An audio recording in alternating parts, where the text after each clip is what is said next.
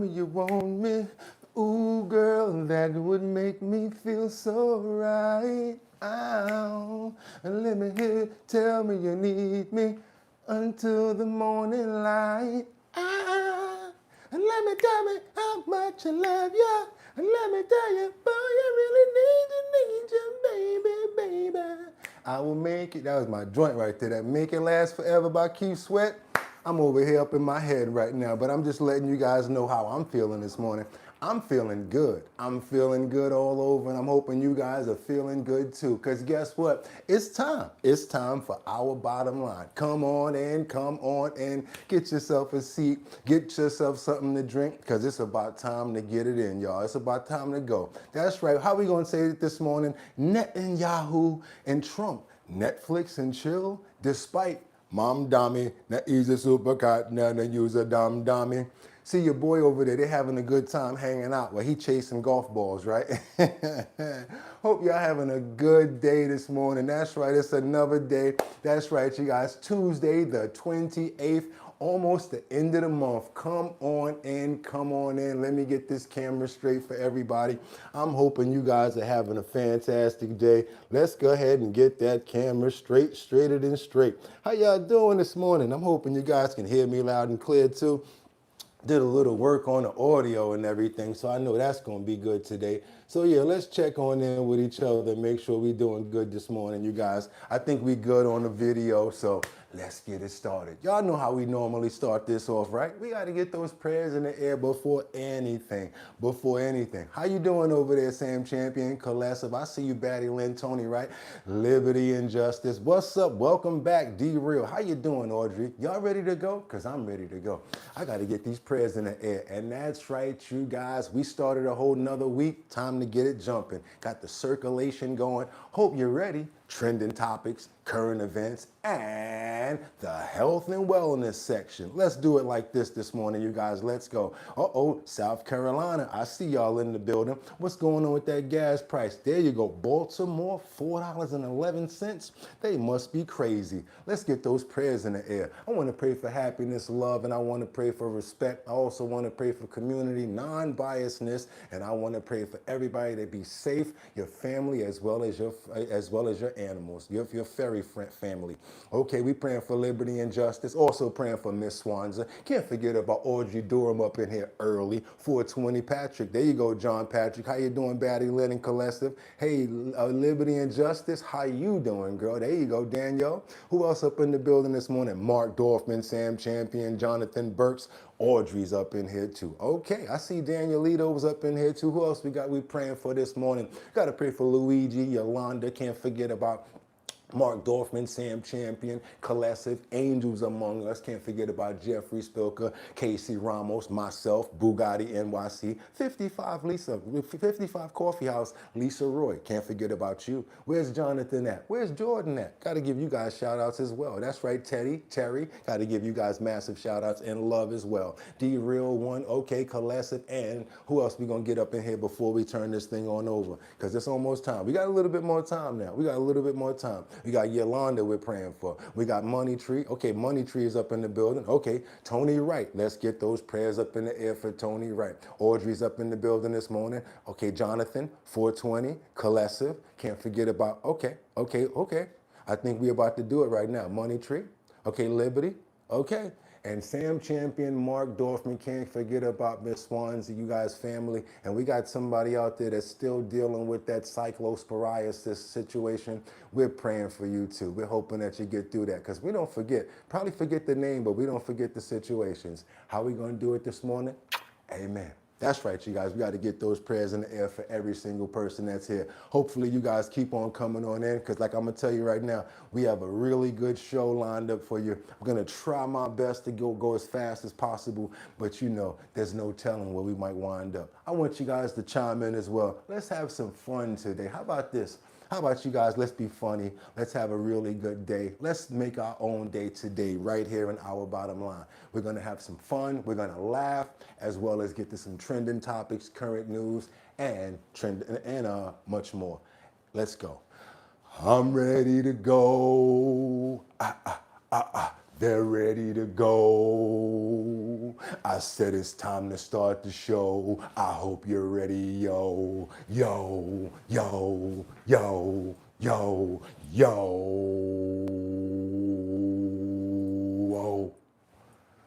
And we wind it up. Boo, boo, boo, boo, boo. Wind it up. Boo, boo, boo, boo, boo. Wind it up. Because it's 6 o'clock somewhere. I think it's 6 o'clock here. So let's go. Boo, boo, boo, boo, boo, boo, boo, boo, boo, boo, boo, boo. Come on, let's start the show. I'm ready to go. Come on.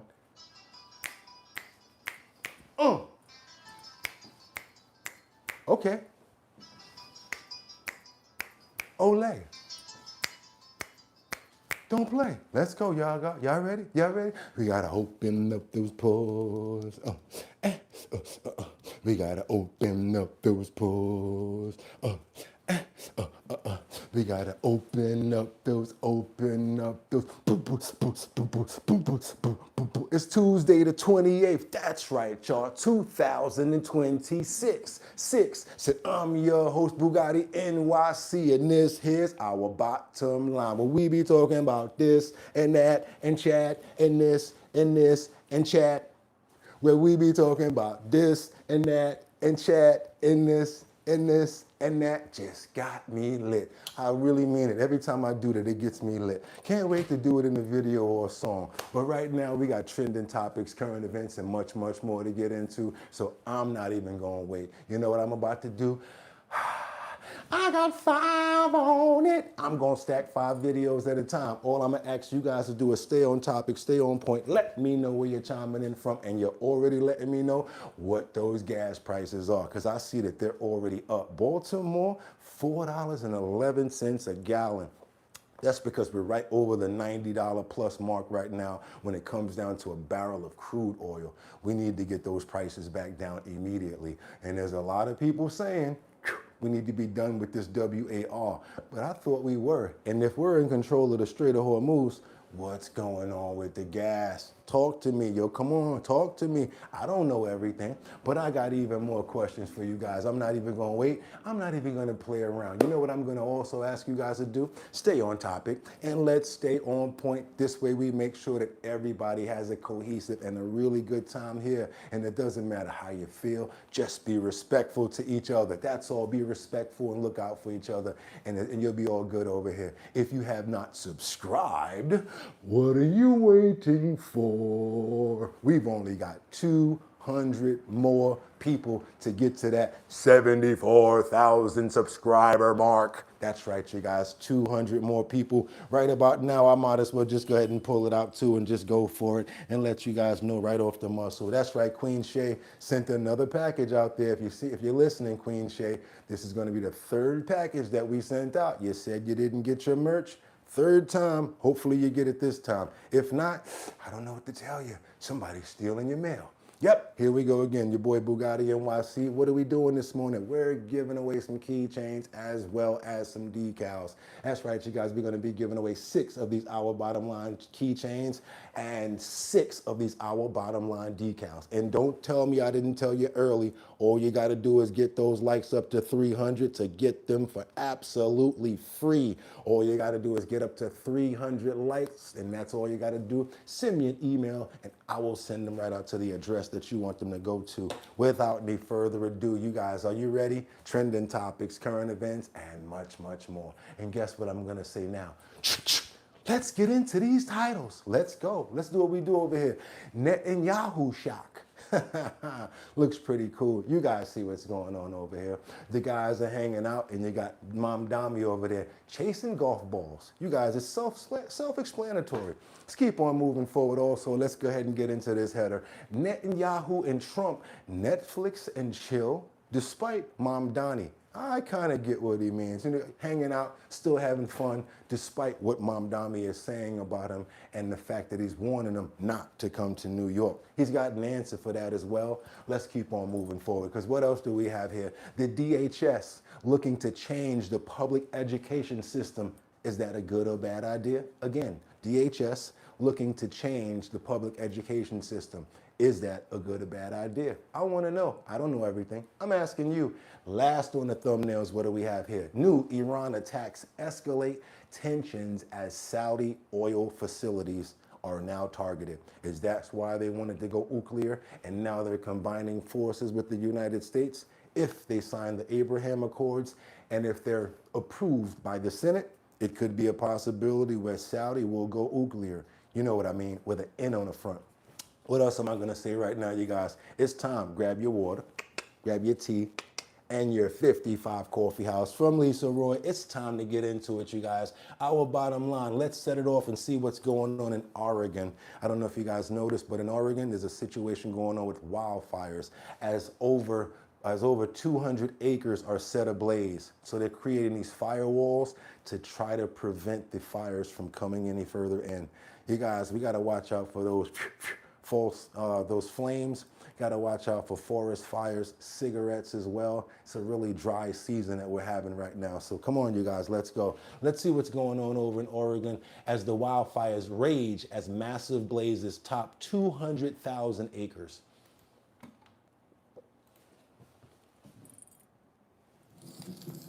Yeah, all you're going to hear is that, yeah. Thank you, Jelena.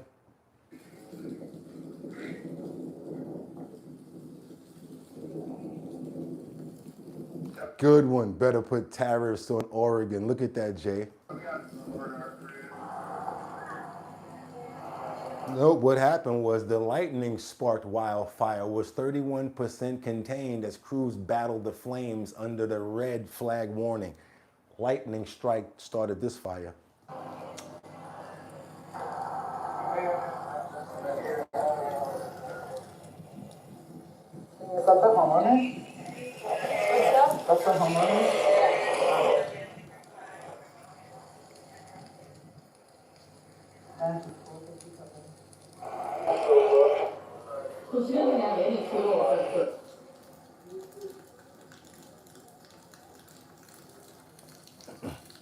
So yes, they're making a fire line so that when the fire finally gets right there, all it can do is burn out. It can't go any further.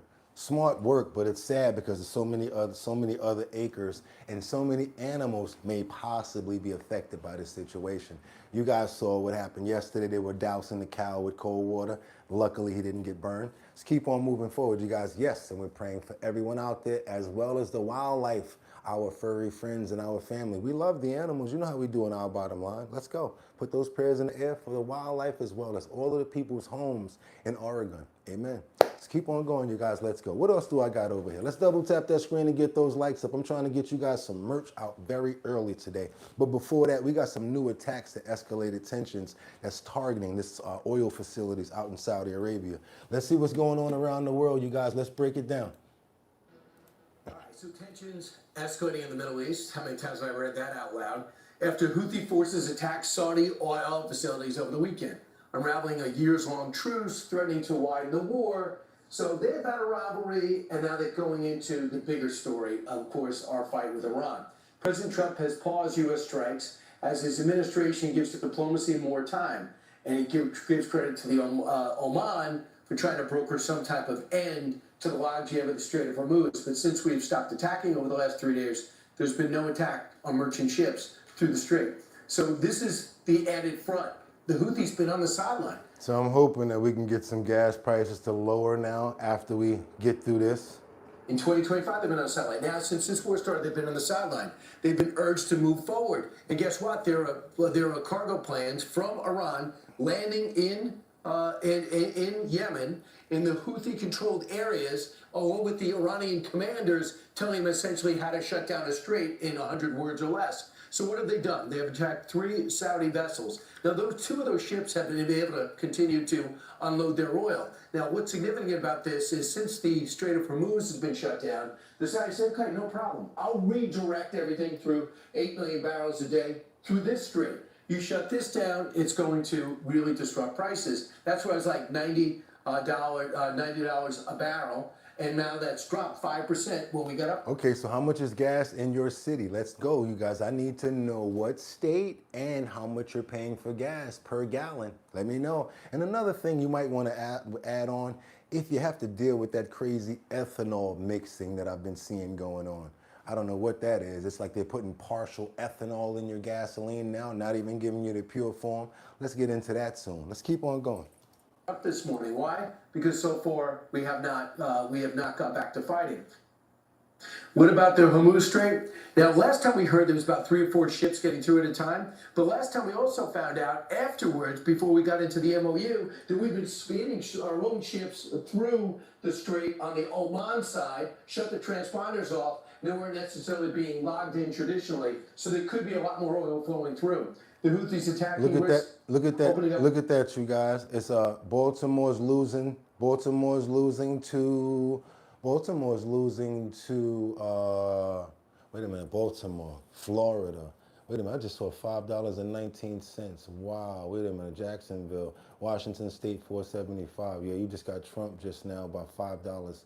You got $3.89 in Tallahassee. We got $4.19 a gallon. Sam Champion, where you at, Sam? Let's talk about that. This is why I'm telling you guys to do this. I want everybody here to start noticing what's going on around you. We have great conversations, but once you guys start looking at the differentials and the prices, that's when you're going to start realizing that crazy stuff is going on, and you're going to start hitting points out there. That's why I give you these little alley-oops.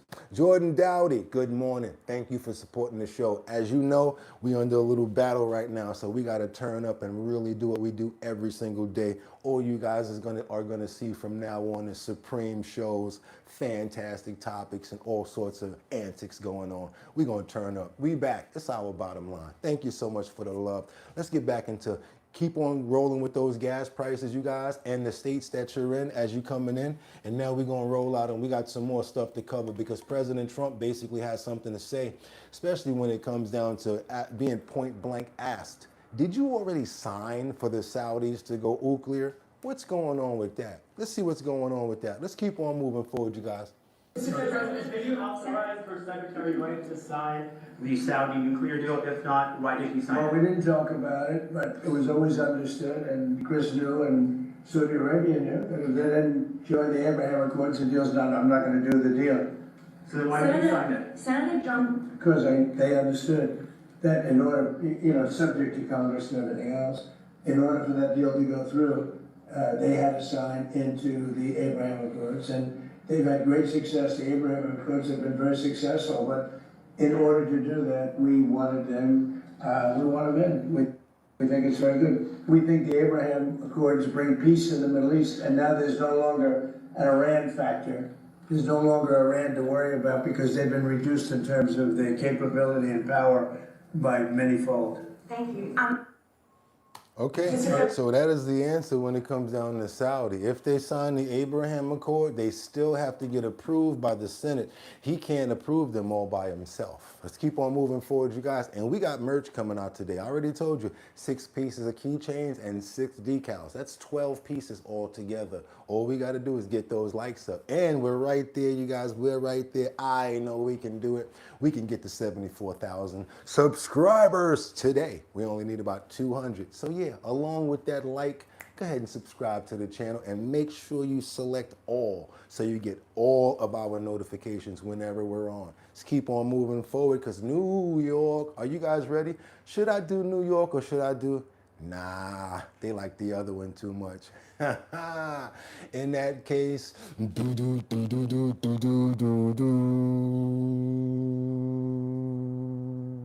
Mamdani, ne easy supercat, na ne use a Mamdani, ne easy supercat, na ne use a Mamdani, ne easy supercat, na ne use a Mamdani, Mamdani. Let's go, you guys. We gotta go because New York erupts. I'll be trying to hold a laughter back.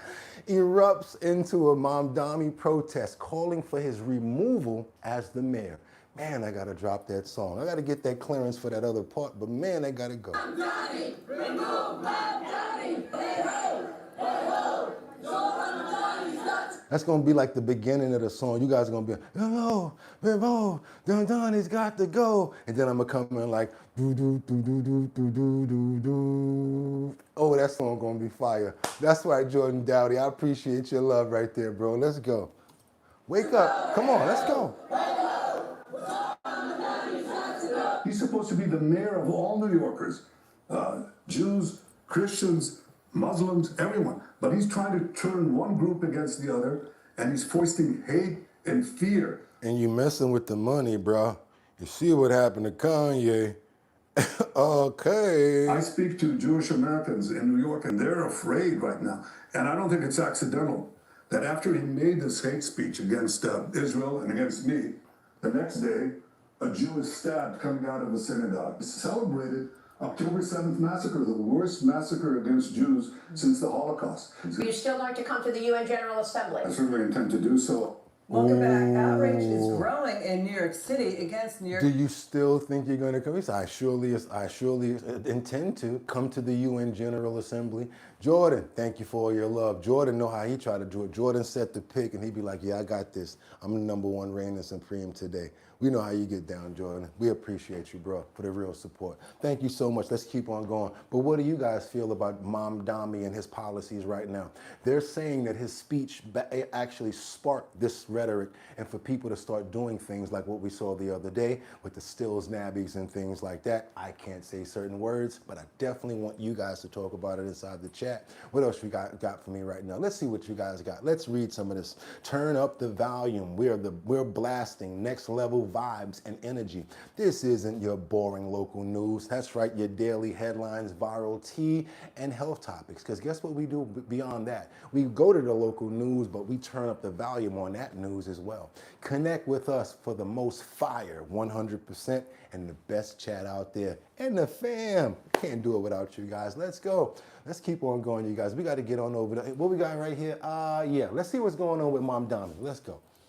New York City Mayor Socialist Zohran Mamdani protests erupting in Manhattan with chants of remove Mamdani after an Allahu Akbar stabbing of a Jewish man. That man, the suspect, shouted Allahu Akbar. And that's Israel's Prime Minister Benjamin Netanyahu telling Maria Bartiromo Mamdani should be denounced over his anti-Israel stand and him and his wife's support of Hamas terrorists. Let's welcome back to the show Manhattan Institute Senior Fellow Chris Rufo. Chris, you're so smart about this stuff. It's so great to see you. You're a great investigative reporter. What do you make of the families of 9/11 victims now got a petition, more than 16,000? Look at Charlie dropping bombs over there. Charlie says, look, they voted his ass in. What did they expect? 700 signatures to ban Mamdani from the 25th anniversary ceremony at Ground Zero. Well, that's a great question. And I think for all of us who are alive and remember 9/11, how it brought all Americans together, we're looking at the situation with a sense of bewilderment, because the reality is that Zohran Mamdani is at a bare minimum sympathetic to the kind of ideology that drove 9/11 and is driving left-wing politics more generally today. This is a stunning turn of events, and I think it's more than fair for families of the victims of 9/11 to tell Zohran Mamdani, stay out. You're actually on the opposite side of justice. You're the opposite side of the memory of 9/11. And yeah, man, let's get him out of here. You got to get him out. I don't even want the mayor's job. I want Hochul's job now. I want Hochul's job. I don't even want his job. But check this out. I got some details coming up right here. Yeah, we got some real serious ones coming up right here. How serious are they? Doom doom, doom doom, doom doom doom doom doom doom. Doom, doom, doom, doom. Ice, ice, baby. Get him the hell out of here. That's right, you guys. They're getting them the hell out of here. Feel how you want. I don't know what you guys are going to say about this, but SCOTUS now plans to do a serious crackdown. I'm talking about ICE plans some serious situations right now. They're saying, you know what? You thought that we had a surge going on before. Watch what we plan on going on happening now. And this is ever since TPS has now been shut down. Temporary. That's right, you guys. Remember the word temporary protective temporary protective security or something like that, service or something like that, it's now over. Whatever the hell they called it, it's over. So guess what? You know what's going to happen now? They're starting to crack down, and they're saying, are they only going to do it to Haitians, or they're going to go after other people too? Let's see what they're talking about when it comes down to TPS and the new surge that they're talking about that's about to happen with ICE. You guys, let's go. Thank you, Harris. See you in moments. Right now, ICE planning dramatically to ramp up operations to deport Haitian migrants here in the U.S. Thanks, BK This Kid. after the U.S. Supreme Court sided with the Trump team, ruling that TPS, known as Temporary Protected Status, is temporary. Federal sources telling Fox that Ohio is heavily targeted. Let's get into that now with Chad Wolf, former acting DHS Secretary. Thanks for coming back today to you. Here are the numbers as they only apply to Haiti during the Biden years, going back to fiscal year 2025. I would remember when they was walking across and just coming across the border and looking into the cameras like, yeah, we're coming. We're coming. Oh man, every one of those convoys just made me feel like I was just wanting to go, ugh. And do you believe, I don't know, I'm not sure about this, but what I hear from the socialist side is they believe that borders need to be open and that ICE agents should be done away with, the entire ICE agency. That's what a lot of the socialists are saying. Do you guys agree with that? That everyone should just have open borders and anybody should just be able to cross and come inside freely? I don't know. What do you guys think? Let's go. Let's keep going. Draw the attention of our viewers to that bottom line number. Total encounters of Haitians under the Biden administration, almost 500,000. Chad, what now? Yeah, look, Haiti had TPS since 2010, so going on almost 16 years, where each administration just kept extending it and extending it. And I think the Trump administration, as they have across about 9 or 10 different countries, have said that temporary protective status is just that, it's temporary. So the idea is that these individuals, if they don't adjust status, will need to leave the country. And check that out. Somebody just said, look at Jay Davin says, give us your poor, you're tired, you're weak. I forgot, I didn't get the rest. I'm sorry, the chat's moving too fast. ICE is there to enforce that order of removal. Okay, so Chad, here's my question. I remember when this was happening, there were several countries who were given TPS, and Haiti was just one of them. So why is the attention on the Haitians right now, or is this just the first group? Yeah, I don't think it's just going to be on the Haitians. I think it's going to be on all of those individuals, like I said, across 8 or 9 different countries that the administration has ended TPS on. They're all going to be targets for removal. And so I don't think it'll just be the Haitians, although that's going to be the largest group, as you indicated with those numbers. The Biden administration not only extended TPS, but then allowed a lot of these Haitians to come in on parole and other types of status coming in. And the administration has ended all of that, getting back to the original intent of immigration law. So, again, the focus, I don't believe, from ICE will just be on Haitians, but that's obviously what's being reported now. But okay, you guys, they out now. So it's over. TPS is now over. TPS, done. I want to pray for Jordan's mom real quick. I want to pray for the family. I want to pray for everybody out there that's supporting my boy, my family, because he's been here since day one, always supporting the show, always being a phenomenal member. Didn't even know that happened, my brother, and I just want to send you out nothing but condolences. When I lost my mom, there was no explanation, and there's no amount of time and no amount of understanding that there's nothing that you can explain to that. Love my mom so dearly, and I totally understand. So just please understand. Anybody else, if you're dealing with any situations as well, we are totally here for you. We're not just a show. We don't just kick it and play videos and stuff like that. We try to be a real family and a real network. That's why I encourage you guys to join the Discord. We have some really good people making really good friends on here. And I just think that when you find good people, it's really nice to be able to have a place where everybody can go. So it doesn't even matter if we have thousands of people or 100 people. As long as we got our crew here and we happy, that's what we should be satisfied with. Shout out to Jordan, your moms, everybody, and God bless you. Your family's here for you. Amen. Let's keep on moving forward, you guys. Let's go. We got to keep on turning it up. Turn it up. Let's go. We got more situations going on when it comes down to the Bronx. Oh, we going to do that today? Okay. Y'all want me to sing? You really want me to sing? Okay, so let's go. And if I can make it there, I'll make it. Bum, bum. Anywhere, it's up to you. New York, New York. Let's keep on going, you guys. Let's go. We got to get on over to New York, the Bronx, as the suspect in the fatal pow-powing of the 12-year-old Jacob Fritz held without bail. Watch your head. He's going to be doing that perp walk, you guys. Let's go. They got him, and I'm so glad they did. A 12-year-old who was only riding his bike. This dun-dun-dun, if you notice, there was a scuffle that started right on the corner, right by like the crosswalk. They're out there scuffling with their hands. He decides to take out a pow-pow and pow somebody in the back, first of all. Like, come on, bro. You're just a bum from the jump. Latest in that tragic shooting in the Bronx that took the life of an innocent 12-year-old boy. The suspect in the shooting now faces multiple charges, including murder and attempted murder. It was just Saturday when the boy known as Kai was out riding his bike in the Mount Eden section of the Bronx. A fight nearby escalated, and police say the suspect, William Ferrer, fired the deadly shots with one straight bullet hitting the boy and killing him. Eyewitness News reporter Phil Tate is live for us in the Mount Eden section with more. Phil, good afternoon.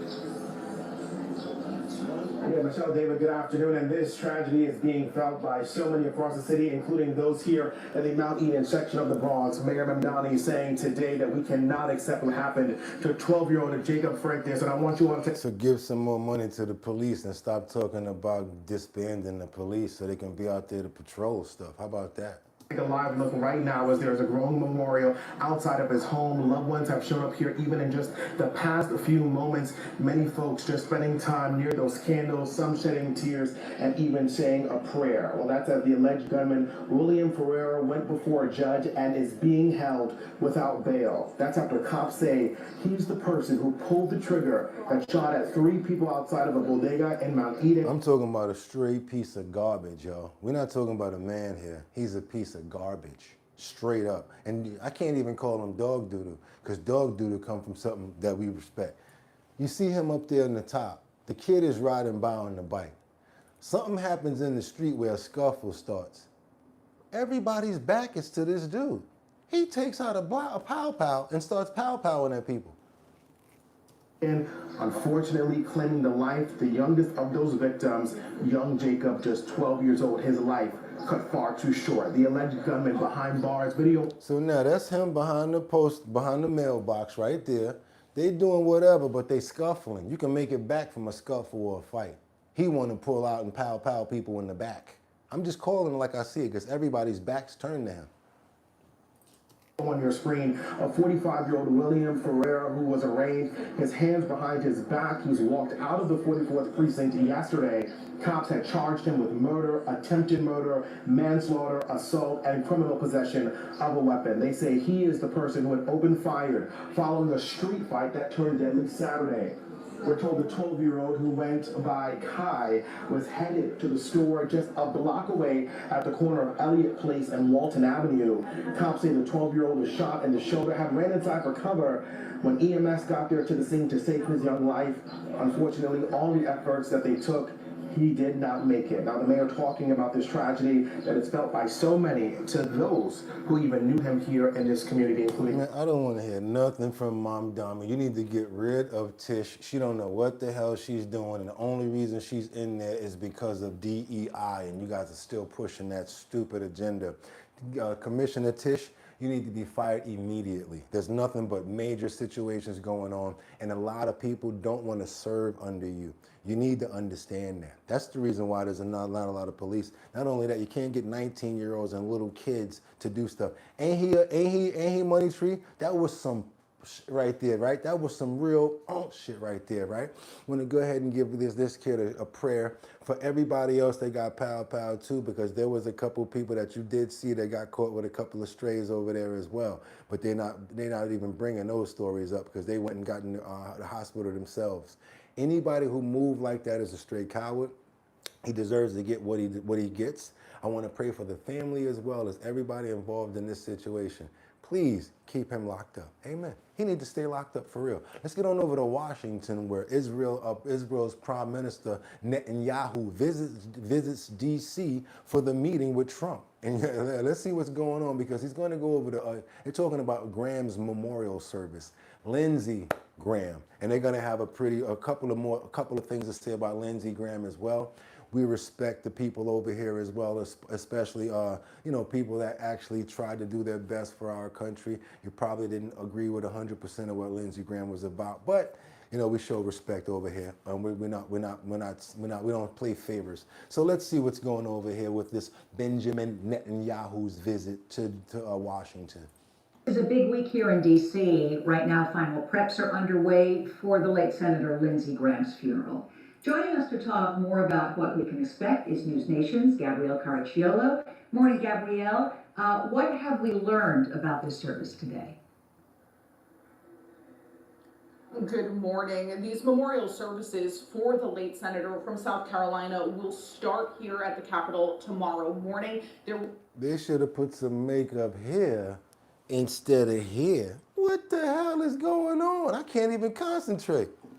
Will be a ceremony in the Capitol Rotunda. It's a private ceremony, not open to the public, but it will be live streamed. And then his remains will be brought across the city to Washington National Cathedral for a funeral. There, President Donald Trump will be among those expected to pay tribute to the late senator and his legacy during that service. Now, of course, the senator from South Carolina died just about 2 weeks ago from a heart condition. His more than 30 years of public service are being remembered for his aggressive foreign policy agenda. He was extremely influential when it came to foreign affairs and became a close ally of the president, but he was also known for working on deals across the political aisle.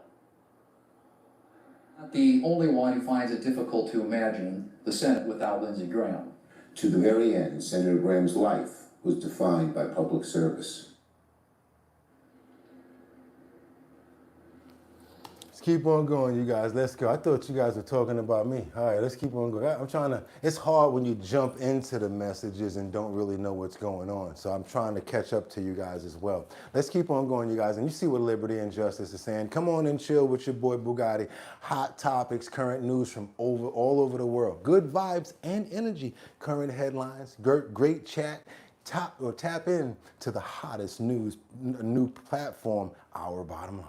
I'll get it right. I'll learn that one. Let's keep that one going on too. Let's keep on bringing that one up so I can get that one down pat. What else you got for me over here, you guys? Okay, you good? Oh, yeah, y'all got to do some cleaning up. Do what you got to do. Tell Liberty about them, and Liberty will do what she has to do. Let's go, you guys. What do you guys think about Netanyahu coming to actually visit when it comes down to Washington? Next, we got somebody that you probably want to see what's going on here. And yes, we had to bring this to the forefront. And we kind of keeping this on our show to keep it a topic that we're making sure that we're paying attention to, because it is a very, very serious topic. And not a lot of people are paying attention to it. I'm talking about Dr. Anthony Fauci. That's right, you guys. I'm talking about Dr. Fauci. The question is, will he have to plead the fifth when it comes down to his next time when he goes before the Senate? That's right, you guys, because he's supposed to be covered when it comes down to federal under the pardon. But what about when it comes down to state laws? Let's keep on moving forward and seeing what's going on with this one right here. Let's go. And also, rumors in his diary, because he had to submit his diary, Dr. Anthony Fauci, they say he was a little bit, let's just say, feeling himself, a little bit big-headed when the pandemic was going on, like thinking that he was top dog, like really big man. Let's see how that plays along in this story. Let's see what's going on here. In Republican Senator and Doctor, he's Senator Roger Marshall. Senator, it's great to see you. What was your reaction when you saw Dr. Fauci's diaries entries? He also wrote, quote, he may be listed as the sexiest man alive and go on Dancing with the Stars, right as he told everyone to shut down and lock down. Yeah. Well, Liz, it's great to see you. And by the way, congratulations on your new children's book. Thank you. I have 5 grandchildren, and I can't wait to get one copy for each one of them. But now we got to talk about Dr. Fauci here. Look, it's amazing. He has a very detailed diary, recording every moment. He's not only reading his press clippings, he's posting his own press clippings as well, and really seems to have a lack of concern for the number of people that are dying. I just think there's a huge inconsistency between what's in the diary versus what he was telling the American public. You already mentioned one of them, January 24th, 2020. 2020, he's already come to the conclusion that this wet market in Wuhan, he says it's a spreader event. It's not the origin, it's a spreader event. But he continues for years after telling us that's the origin of COVID. Meanwhile, a preponderance of evidence would suggest that he funded research for this virus and that indeed it came from this lab in Wuhan. So he has amnesia when he talks to Congress, but here's details, and I think that the more the American public reads about this, the more they're going to come to the same conclusion that Anthony Fauci funded this virus and it was leaked from the Wuhan laboratory in China. Yeah, that's damning stuff if it's true. I mean, it's pointing toward the Wuhan lab. So, Senator, what do you expect from Dr. Fauci's testimony this Wednesday? You know, as Americans were dying from COVID and people worldwide dying from COVID, and senior citizens were quarantined away from loved ones. He was writing in his diary about celebrities like Barbara Streisand, calling them to ask about the differences between the Moderna and Pfizer shot. And he wrote that President Trump publicly praised him as a really famous guy, and he wrote that he was taking attention away from Trump. What do you think? Well, taking attention away from Trump. You see, all he really wanted was like the vanity out of it. I mean, how could you at a time like that be worried about how, everybody wants to talk to me, I'm Fauci, everybody wants me to, who cares about that? You know what the rest of us was going through? That is crazy work right there, you guys. And I appreciate every single one of you guys for all of the love. Sam Champion, love the topics and everything that you're dropping. I just didn't want to interrupt that story. Drop that again, and I'm going to say it. Promise you, I got you, bro. I see you, y'all out there working. I'm not going to front on my people. Angels among us, winter rising. Trust me, I know this, you guys. Even Miss Swans is getting it in with some dope taglines. I saw you. That's why I'm over here giving out these keychains. I want to give 6 of these Our Bottom Line special collector Our Bottom Line keychains, right? Because we don't have that much left. And also we got these decals. There's going to be 6 of these going out as well. 12 pieces of merch. All you guys got to do is get us up to 300 likes. And I already told you, we only got about 200 more subscribers to get up to 74,000 subscribers. Let's do it. Let's see what else is on the menu for this foolio. Well, I think he's going to probably have to take the 5th because he certainly is obstructing Congress. He obstructed the American people. He obstructed Congress. Early on, he and the scientists thought this could have come from a laboratory in Wuhan. They should have told that to the president. Again, going back to his own diary, it's February the 1st, 2020. He's on a phone call with 12 of the most elite scientists in the world. And 10 of those people on that call believe that this virus indeed could have come from this laboratory in Wuhan. This fear and cleavage site, exactly what the Bat Lady had been working on. Why didn't he tell that to the president? What role did he play? But he's going to have to take the 5th. He has so much to explain. Whistleblowers that he was able to squelch. You know, all that news is coming out as well. So I hope we put his thumbs on the wall here for once and give the American people some accountability. Senator Marshall, thanks so much for joining us tonight. It was great to see you. Oh, you got lucky. I was trying to catch somebody just now. Two men executed on the very same day. Man, I was trying to catch you. You lucky you got past. Talking about Fox News, a bunch of lies or whatever like that. You don't got to be here. Man, I was trying to catch you to get you out of here.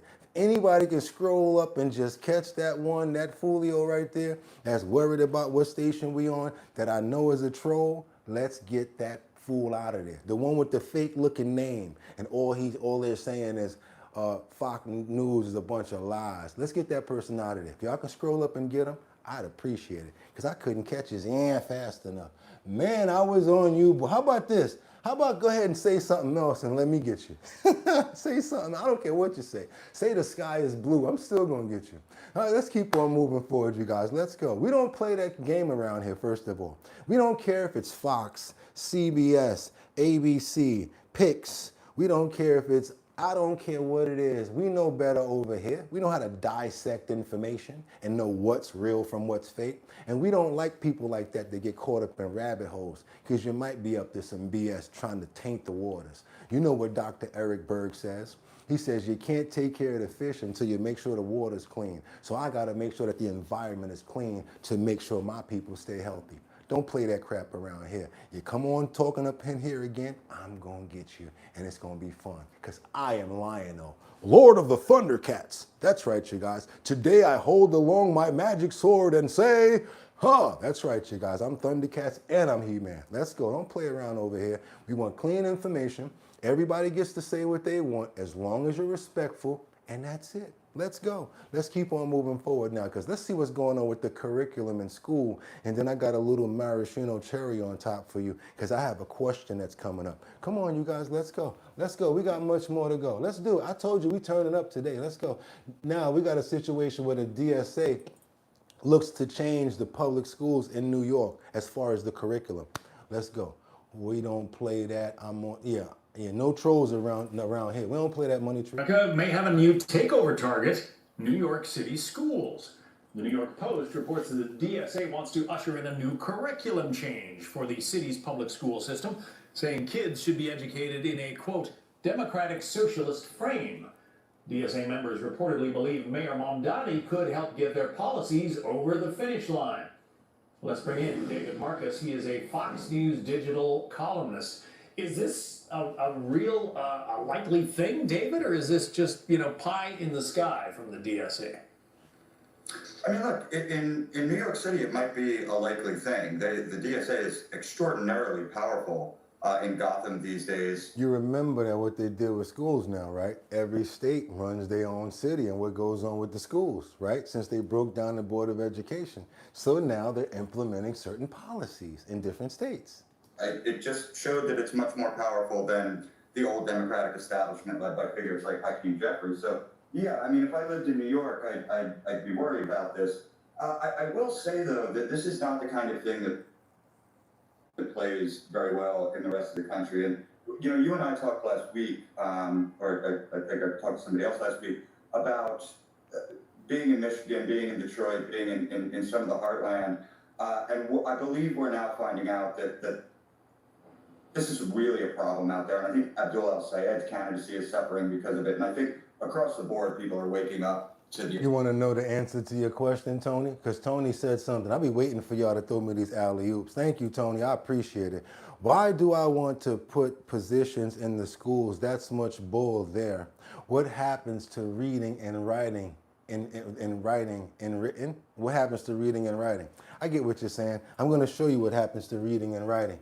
This is what happens to reading and writing. Certain things like this that we like to talk about. You remember how we said certain things like you can go on a train and you see the flag, the LGBTQ flag, and it's okay to see that. And they say, oh, it's okay because we have to let them know that the safe space.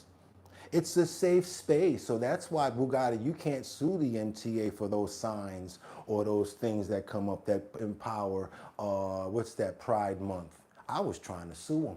I'm not playing. I'm trying to get some money and trying to make a point. You're damn right.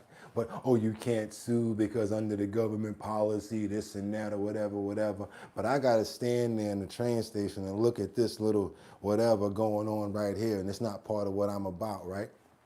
What if I want to write a book, and I write a book that says, he is he and she is she? What if I write that book? Would I get in trouble for it? Could I get fired for it? Probably, because it's not part of your agenda, right? Check this out. Somebody actually wrote that book, tried to read it in the school. Teacher tried to read it in school, and guess what happened? Got fired. But he can read all that broken-wristed crazy stuff in the schools, right? Keep on going, y'all. Let's double tap that screen to get these likes up. A free speech debate is exploding after an appeals court ruled against an Oregon social worker. He lost his job for displaying children's books about biological gender in his middle school office. Here are the books. He is he, and she is she. Teach a biblical view that gender cannot be changed. So we can flip all that other stuff, how to do the BJ, how to do all of this, my mother's my sister, and all of that crazy stuff, right? But we can't do stuff like this. Simple book, talking to the kids, letting them know certain things. You get fired for this, huh? We spoke with the author. Rod Tice was fired from his job, literally fired for expressing biological facts. Teachers express themselves all the time. And so, yes. Look right here. Look who said that. Dale says, that's the first book I'll read my kid when I have one. You know what? This book should be $100 a book now. Yeah, they should start making things like this be very expensive. Not even, as a matter of fact, you know what? How about make it cheap now? No, don't make it expensive, Boogotti. Let's make it cheap so everybody can get it. How about $1? Let's talk to the publisher and say, can we all get this book for $1? I bet it'll sell out. We need to support these people. We need to support them. I got to rewind this back real quick because I know you guys ain't going to believe that one right there. Teachers express themselves all the time. And so, yes, he was expressing a personal point of view, but in books that are so affirming, they don't even mention transgender. It's just affirming it's awesome to be a girl. It's awesome to be a boy. Tice also displayed Johnny the Walrus about a boy confused about his gender identity. Here is Judge John Owens, an Obama appointee, on how he made his decision. My understanding is that if it's during school hours and it's during the instruction of children or working with children, then the district can decide what is being said and what's not being said. Yes. Correct. And then that's the bottom line. Yes. And regardless of whether it's pro this or anti that, if it's government speech, the government gets to make that call. Yes. And that's in your view and in the district court's view, as I understand, that's the end of this case. Oh boy, let's go. Let's go. We got to keep on moving forward because you see what's going on now. You talking about politics. They playing some real politics with our children, you guys. Now we got to really decide if we want to homeschool. Yeah, BK kid. Look, look at that. I'm glad my son is out of school. Look at you guys, right? It's called DNA. Let's keep on going, you guys. Let's go. We got some Epstein information coming in right now because, and I know we're going to have a lot of people that are opinionated. We got a lot of people that say, well, they took the money. She's lying. I always say it like this. The same way I talk about networks, everybody ain't lying. 2,000 plus people, everybody's not lying. But come on with your comments or whatever you got to say about the lady. If you think she's lying, if she took some money, whatever you want to say. Let's go because we've heard it all. Trust me, we have. But go ahead and get your comment on about it. Let's go. Epstein survivor says she's never told a soul about this. And the crazy thing is Jean-Luc Brunel probably set her up. You know how? I just figured it out. She said, when I got into the modeling agency, I took a lot of photos and did a lot of things. And the next thing you know, I owed the agency so much money. When you owe the agency money, don't you feel like you got to pay them back? Or maybe they try to use that against you in many different ways, probably introducing you to people that you shouldn't be introduced to, i.e. Epstein. Let's keep on moving forward. Double tap that screen and get those likes up. This is actually a 9-minute story. We're only going to take 2 minutes of it, but I'm going to tell you guys where you can see the rest of it at. Epstein survivor. I never told a soul about this. CNN. Let's go. Keep on going. Let's go. Come on. Pull ups. Come on, Daniel, let's go. Today's the day. Come on. What people know me for is a daughter, a sister, a wife. Thank you, 55. Drop the bomb on him with a couple of words. Read what 55 just said, you guys. Right there. Model agencies acted like, I don't know what you heard about me, because I'm a PIMP back then. A coach. You would see me on the street and you would never think that twice. Before dominating the fitness world, Rosa Gillis, a 4-time national CrossFit champion from Uzbekistan, began her career as a teenage model. I was really tall and skinny, and I was like kind of awkward looking girl. In 2008, Rosa signed a modeling contract with MC2, the agency founded by French agent Jean-Luc Brunel. After moving to New York City in May 2009, she immediately owed the agency money for her visa and rent. Immediately owed them money for your visa and rent. You see that right there? I don't want to sign with that agency. You're really rocking with me, you get it for free. Straight up and down. Your debt is just growing and growing. Totaling over 10 grand by the end of the summer. As an 18-year-old girl, it's scary. That summer, Rosa was sent to West Palm Beach for photo shoots at Jeffrey Epstein's mansion. She learned soon enough the power that Epstein had over her modeling career. He was like, I'm financing the agency. I gave him $1 million to start the agency. Later that summer, as Rosa was struggling to book modeling jobs, Epstein made her an offer. So a quiet donor, like a quiet owner behind the scenes, so he can filter through and nobody really know about what he really set it up for. You should come to my office in West Palm Beach or downtown Palm Beach, and you work for me as a secretary. What I was told, all I do is pick up the phone and say, Florida Science Foundation, may I help you? Unbeknownst to Rosa, Epstein had just pled guilty in If you have to pay, it's a scam. There you go, Kalesa, straight up. Florida to soliciting prostitution from a minor. He was serving jail time on a work release program. The first weekend at Epstein's office, Rosa was asked by another woman to massage Epstein's feet. He gives me his foot, and I'm looking at his foot, and it has an ankle monitor on. But to me, what it looks like, he has a plastic thing wrapped around his foot with a black box on it, with a blinking light, right? And I go, what is this? And he flips around, and he goes, take off your shirt. I froze. And the woman comes over and starts unbuttoning my blouse. She takes it off.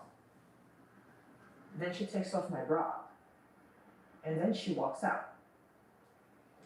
I sat in that room, staring at the bottle of a Fiji water, while a man was groping me and masturbating.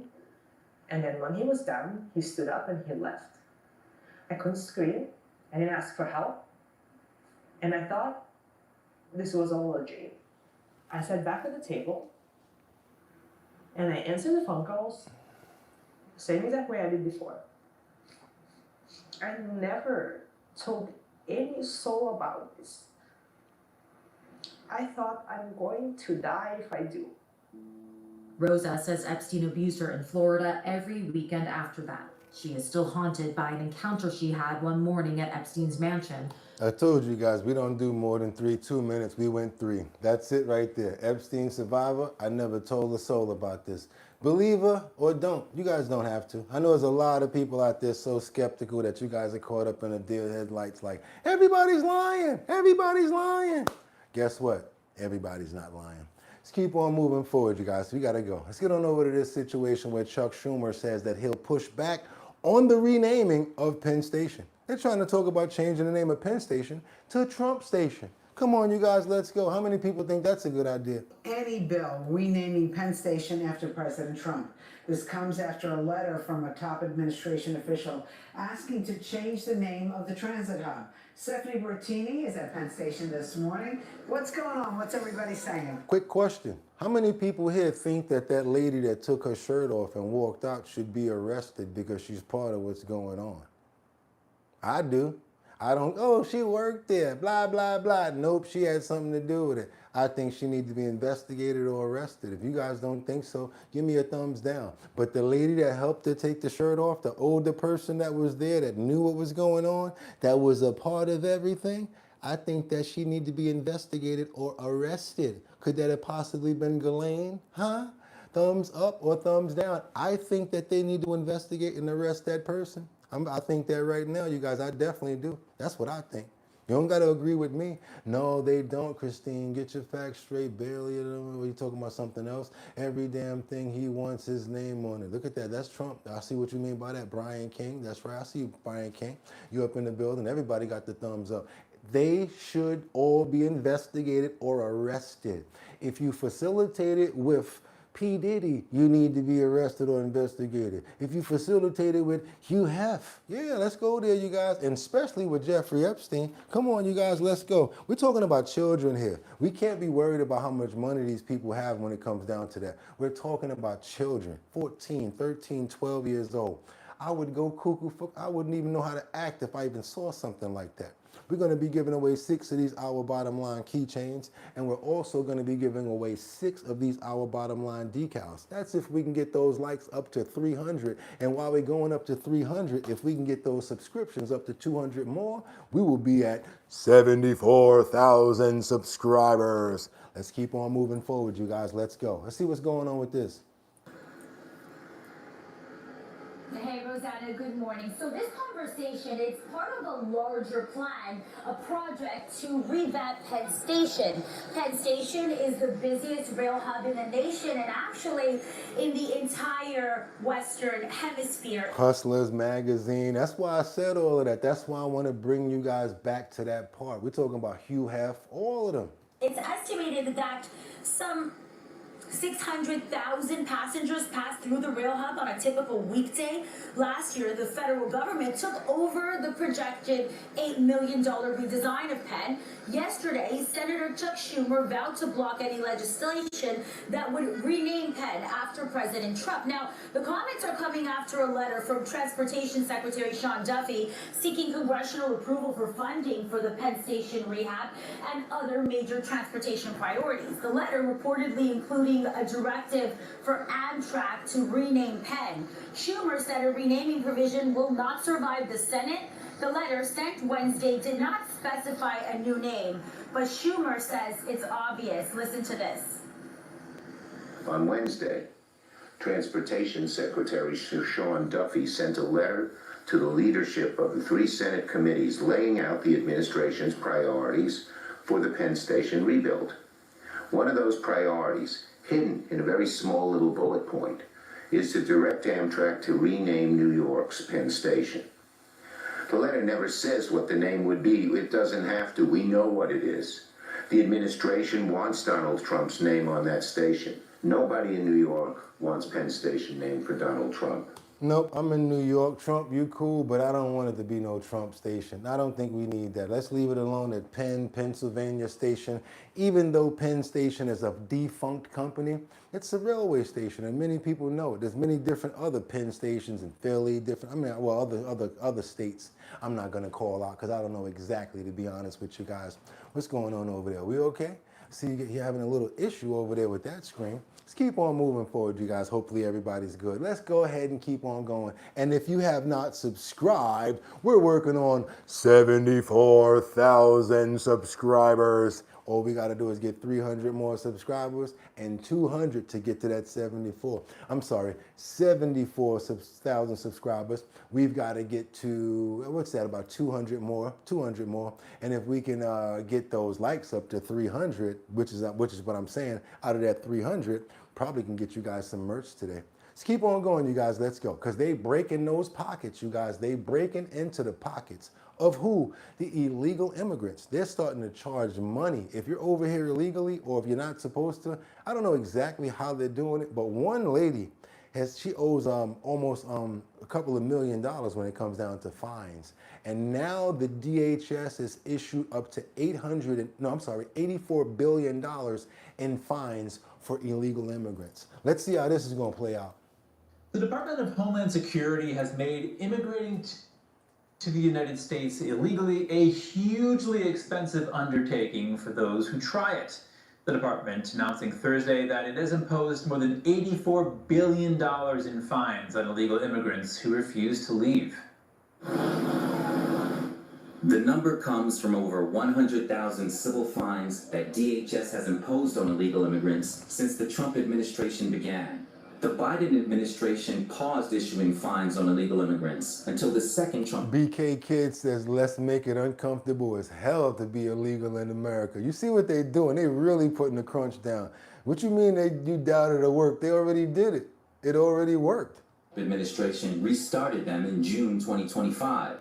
Homeland Security offers an option for illegal immigrants to avoid having to pay fines. It says those who choose to self-deport using the CPB Home app can nullify all fines, plus receive a free flight home at $2,600. So if you got a fine and you just decide to leave and you do it that way, they'll wipe away all the fines. But if you got a fine and you get caught, you're going to keep that fine and you're going to just get up out of here and now you can't come back. The department says the consequences for refusing are fines of $998 a day for staying past a final order of removal, possible imprisonment, and deportation while never being allowed to return. $999 a day. Last year, Homeland Security and the Justice Department made it easier for authorities to deport illegal immigrants. They streamlined the process by dropping a 30-day notification period for those subject to fines. They have also allowed the fines to be sent by regular mail and shortened the process when illegal immigrants dispute their fines. There is at least one lawsuit opposing the fines. The Legal Aid Justice Center filed a lawsuit on behalf of a mother who entered the U.S. illegally with her child in 2016. She owes over $1.8 million in fines. Senator Rick Scott introduced a bill last month that would double the fine on illegal immigrants. Craziness, you guys. You see, you try to come over here like that, climbing over gates and everything, and I get it. We got a lot of people in the comments that totally agree. Let everybody come over. It's a free country. Don't worry about the overcrowding. We'll work something out. We're gonna ignore all the crime and everything like that. Let's just let everybody over. Come on over. Everybody free. Matter of fact, let's knock down the gates and just let you walk over, right? A lot of people feel that way. But then what happened when they start coming in your crib? Can I come? Yeah, oh, wait a minute. Yeah, exactly. Let's keep on moving forward, you guys. Let's go. That's right, Cash App. You want me to show that? Just in case anybody feeling like they want to donate. I mean, I am up here sweating bullets, so let's go ahead and show the Cash App, you guys. Let me just go ahead and do a little commercial for that. Cash App for Boogotti. That's right, $ BOOGOTTINYC. That's right, that's my actual name, my rap name. BOOGOTTINYC. Go to Cash App, put about $1,000 in there and send it over to the Boogotti right now and support our bottom line. But if you don't want to do that, you could double tap that screen and get those likes up, and then you might be able to get some merch, you guys, because like I keep on telling you all day, if you can make it up to 300, I've been telling you this all day. That's right. That's going to be 6 of those Our Bottom Line keychains right there, and 6 of those Our Bottom Line decals. All you got to do, email me, bridgethisllc@gmail.com. Now, I can't tell you guys about this next story.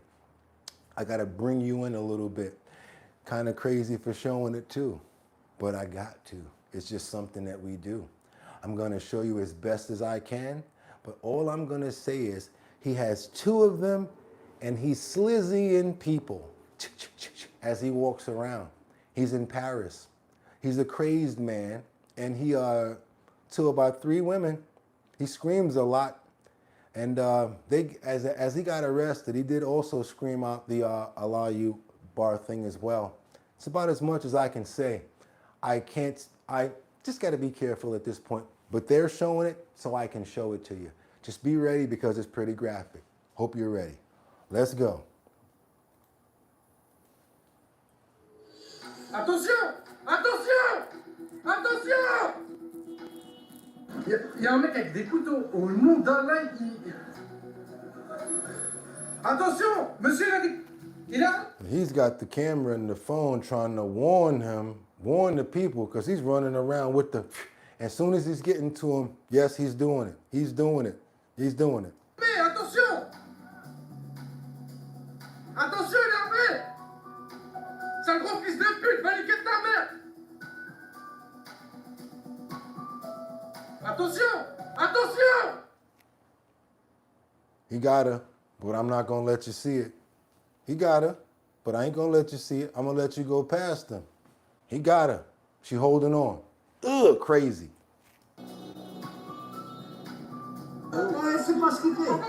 Now they got him. I'm wrong. See, this is the part where I'm wrong. Where I got this ashtray over here that got a handle on it, where I'm just like, you see, Boogotti, you gotta chill. You can't do stuff like that. See, I'm wrong, but go ahead. Another part of the video shows the same man lying on the ground, immobilized by bystanders.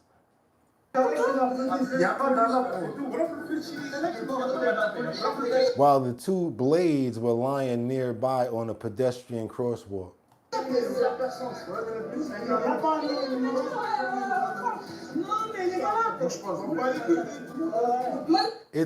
It is Allah who commanded me, the man lying on the floor said. Quartier plan des gens. Il a piqué la fille ici. C'est bon, c'est bon, c'est bon. La fille est couchée là-bas. The man attacked 3 women who were aged 19, 24, and 36, severely wounding 3 of them. Let's keep on moving forward, you guys. You saw it in action. You saw it on video. I told you I can't say but so much, but you guys know how we do it over here. We do not play around. We try to get you as much as we can. I want to pray for all 3 victims. I want to pray for anybody else who was a victim in this tragedy or ever had a situation like this. I want to pray for the psychological beings of these people as well as the physical healing. Because these people were just walking in the street and they would probably be very scared to be outside, especially when they're dealing with, never knowing what's going to possibly happen out there. A lot of people carry scars of mental anguish for much longer. I'd like to pray for their mental healing as well as their physical healing. Let's get them up in the air, you guys, because it's very important. Also, again, want to pray for all of the family members out there that we lost this week. Everybody who's fighting as far as like a disease or anything that we're dealing with right now. All of our family members, Jordan, Sam, all of you guys. Sam, I see that you lost one of your friends the other day. God bless you too, and God bless their family. Amen. Let's keep on moving forward. Oh, you didn't think I saw that? Come on, man. I don't play with my people. Let's go. Let's get it. Told you, #1 show on YouTube. We don't play that. That's right, you guys. We got some breaking news right now because I got to keep you guys up on this outbreak. We broke it over here. Cyclosporiasis. And it's still moving, and it expanded now to 9 states. 100 and after that, we're just going to go straight into it. Also, you know what else we have to be careful about? We got to be careful about eggs, because there has been eggs that have been recalled in 9 states. We got the cyclosporiasis for the lettuce as well as different lettuces. And now we've got one for eggs. Didn't even know that until we did the research yesterday. Let's get into it, you guys. Let's go. The biggest cyclospora outbreak on record includes a cluster now at 9 states. Federal health officials... Nah, man, I can't do that fast with my people, man. You got to be showing people stuff. You can't just do that. We want to see the states. I'm sorry, you guys, but they be speeding. Let's go, you guys. We got Michigan up there. We got PA, West Virginia, Ohio, Kentucky, Indianapolis. Is that Indianapolis, right? That's Indianapolis, Indy. And we got Illinois up there, Kansas City, and OK. What's OK? Is that, I'm so stupid. Is that OKC? What do they mean by OK? Oak? What the hell is OK? Is that even a real place? I guess you guys are going to have to help me out with the OK, because I don't know what they mean by that. But I still want you guys to see what's going on. And, oh, thank you. I know Oklahoma. I'm not used to that. But OK, got me. Okay, it slips my mind. Federal health officials link the parasite to shredded iceberg lettuce produced by Taylor Farms and sold at Taco Bell.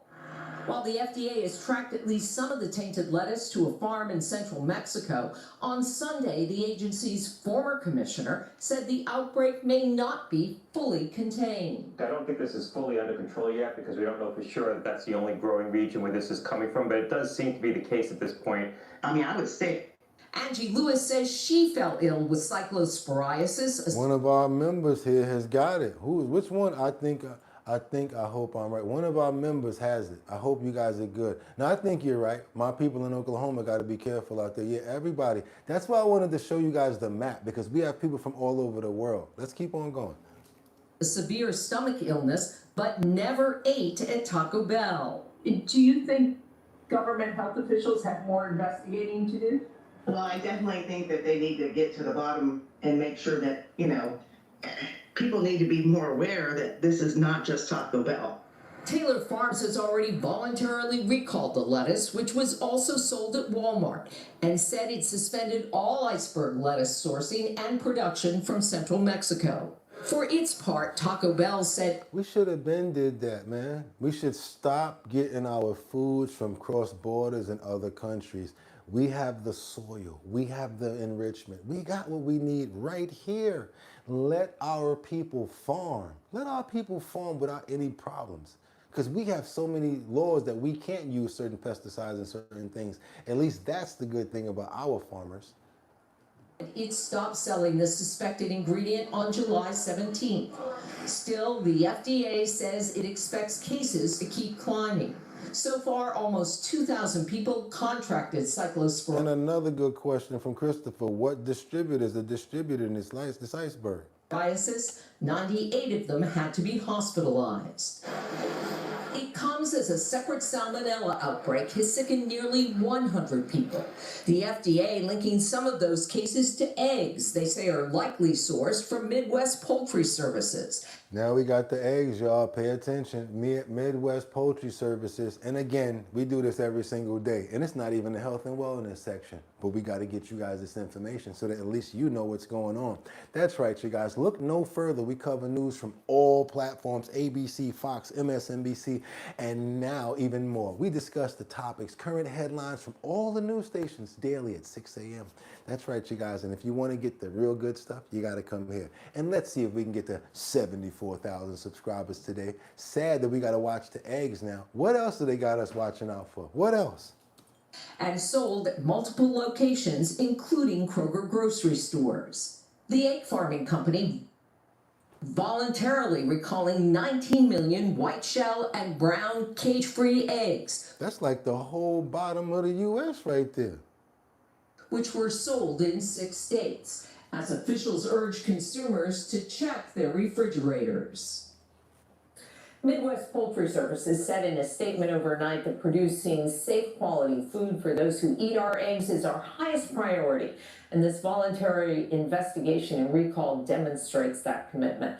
And guys, the advice to everyone this morning is if you are eating lettuce or eggs from one of these impacted brands, check out those product description labels there, those strings of letters and numbers that are printed on the packaging, and then consult with the FDA's recall list to see if you have an affected product. And when in doubt, throw it out. It's not worth it. Man, you mean to tell me you got to go buy something and then you got to look up on the FDA's website to see? That's when it's a good time to use chat, you guys. From now on, I'm please do it. Take a picture, put it in Chat GPT now and say, is this on the list of the federal government? And let chat do it, because we don't got the time to do all of that. Now we're going to really start using Chat GPT, and I'm talking about the free version. Don't pay for it. Just use the free version. You don't got to pay for that. Let's keep on moving forward, double tapping that screen to get those likes up. I use chat to go shopping. I tell chat, look, I don't want this, no carcinogens. I don't want this, I don't want that. This is the kind of tea I want. Boom, I take a picture of the wall. They'd be like, well, the only one you can get out of what you just showed me is boom. And then I go read it, paper envelopes, blah, blah, blah. I'm like, yeah, that's what I want. Use it, you guys, use it. Let's keep on moving forward, you guys, because we got remarkable results going on in Pennsylvania. Ever heard of a place called Slippery Rock? Come on, you guys. 100% of their tax debt has been wiped out. Debt has been wiped out without doing what? Without paying taxes. I think a lot of other places need to see what's going on over in Slippery Rock. Let's see what's going on in Slippery Rock, you guys. Pennsylvania has eliminated all of its public debt, all of it. And the town did that without raising taxes. Slippery Rock's mayor is John David Longo, who joins me now. Sir, Your Honor, how did you get rid of this debt without raising taxes? You probably need to move to New York when he leaves Slippery Rock, right? Good.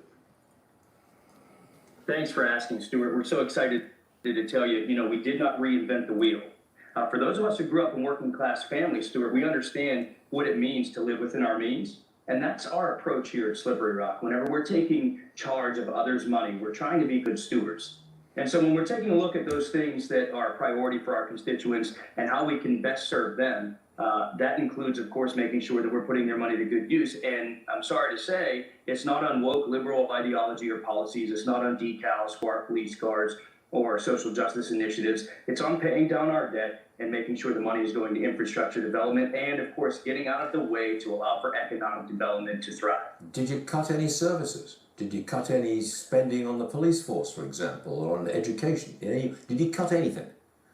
Stuart, we did the opposite. We actually expanded constituent services, but something that's really miraculous about this is despite expanding those services and never raising our property tax millage, we did reduce one thing, and that was fees in our fee resolution for incoming and existing businesses. We gave them a 25% reduction in fees related to opening their business or permitting for signage and things like that. So people want to move in when you're giving them 25% less fees and permits for signage and stuff. Businesses is going to want to move there.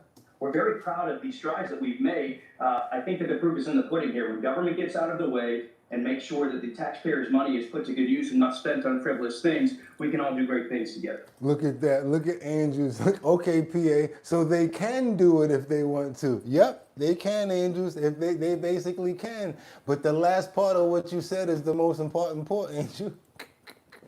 If they want to. Let's go ahead and double tap that screen to get those likes up, because if you guys can get that 300, y'all got merch coming out. I'm going to keep on saying that all day because I really want to go ahead and scribe some addresses and get you guys y'all keychains and your decals too. I ain't talking about no t-shirt and your panties on. I said keychains and decals. Let's keep on moving forward, you guys. Let's go. Where we going over here now? We got another situation in Kissimmee, Florida, where the mayor is now facing possible impeachment. For what? Doing the total opposite. That's right, COVID-19 allegations. Now, she was actually warned to don't take the money. Don't take the money. Don't take the money. Don't take the money and give it to your family. Know what she did? She took the money and tried to get that money funneled back, and she got caught. Let's go. Let's see what's going on over here in Orlando. Jackie Espinoza is facing the possibility of being removed from office after a special prosecutor recommended filing articles of impeachment against her. That recommendation stems from allegations that she funneled grant money to her own family's businesses. Fox 35's Chancellor Wynn is live in Kissimmee right now, so Not the way to do it. Chancellor, the mayor was allegedly warned about keeping that grant money. Now, according to the special prosecutor's report, the city of Kissimmee's attorney wrote a letter warning Mayor Jackie Espinoza that accepting the $50,000 in grant money created a conflict of interest. Well, now that special prosecutor is recommending that articles of impeachment be brought against the mayor. Dun, dun, dun. Should Kissimmee Mayor Jackie Espinoza be removed from office? That's the question city commissioners are facing after a special prosecutor says during their ethics investigation, they found enough probable cause to recommend impeachment. The special prosecutor's report states that Espinoza allegedly helped in creating, funding, and expanding the Boost 2.0 grant program designed to provide COVID-19 relief to businesses. According to the report, $50,000 of that public grant money, representing nearly a fifth of the initial payout, went to 3 businesses tied to the mayor and her family. The report alleges she failed Yolanda's Beauty Supply, Wong's Restaurant, Jimmy's Car Shop. Those 3 companies to disclose her financial interests, ignored a written warning from the city attorney that accepting the money violated ethics laws, and refused to return the cash. Yeah, because they already spent it. How you gonna return money that you don't got? How you gonna return it? Well, I don't got it. I already spent the money. I pay for the thing already. You know what's gonna happen to her, right? She's gonna get kicked out of office, ethics. But then again, they always find a way. They always find a way. We're gonna see. We're gonna see, because there's a lot of ways and slippery ways for these lawmakers. That was a funny name, right? Lawmakers to get around things. Let's keep on going, you guys. We got a whole bunch more to go. Somebody sent me this in. I'm so sorry it took me a while to get it in, because I was trying to find the big clip for this video. You guys sent me the small little video, and I had to do my own homework. But it was a very interesting clip. If you sent me this video in, yes, I got it from one of the girls. One of the girls on the show sent it in. It's coming in from Muskegon Heights City. I believe it's City Hall, I'm sorry. Muskegon Heights City Hall. It was raided, and it's a bed of corruption going on over there. The Fed raid the whole City Hall, and neighbors are calling for answers. That's right, you guys. If you're the one that sent me this video, come on and step up, because it's about your town. You know about what's going on in Muskegon? Because we didn't know. We're a little late on it too, about 3 days. I like to tell the truth, but I'm giving you your props now. Let's go. Federal and state law enforcement agencies executed a search warrant here at Muskegon Heights City Hall Thursday morning as part of a county-wide investigation. I'm Olivia Yatuma, your Muskegon reporter, and I spoke with some of my Muskegon neighbors who now have lots of questions and are searching for clarity. We need clarity, and we need it ASAP, because at the end of the day, if we don't have clarity, it would be hard for us to trust our council. Born and raised in Muskegon Heights, Avian Swat says he wants justice to be served. How can you lead us externally and you have problems internally? Questions like these now top of mind for Watts. Now, several search warrants were executed in locations across Muskegon County, all tied to an investigation being carried out by the FBI, DEA, IRS, and Michigan State Police. While the exact locations of those searches were not shared by investigators, Fox 17 crews saw detectives and federal agents entering and exiting City Hall Thursday morning. I think it's one of those you have to destroy and rebuild type of situations. I think you have to gut everything out and just build fresh from there. Muskegon County Prosecutor DJ Hilson said in a statement Thursday the investigation involves financial and drug crimes, adding he's committed to transparency with the public, but could not explain more without compromising the work to identify what happened and who is responsible. Corruption. Some neighbors say this federal investigation isn't a shock. The Heights has been plagued with all types of corruption for years, even back in the 90s when I was running the streets. Muskegon neighbor Andre Williams. It's a bed of corruption, you know, and something needs to be done about it. Feels Thursday's raid is a step in the right direction. They entrust the city officials and, you know, to do what they're supposed to do their job, and they're just not doing it. And the citizens are suffering for it, and it's about time that, you know, they drain the swamp. You know, if we can't trust them, who can we trust?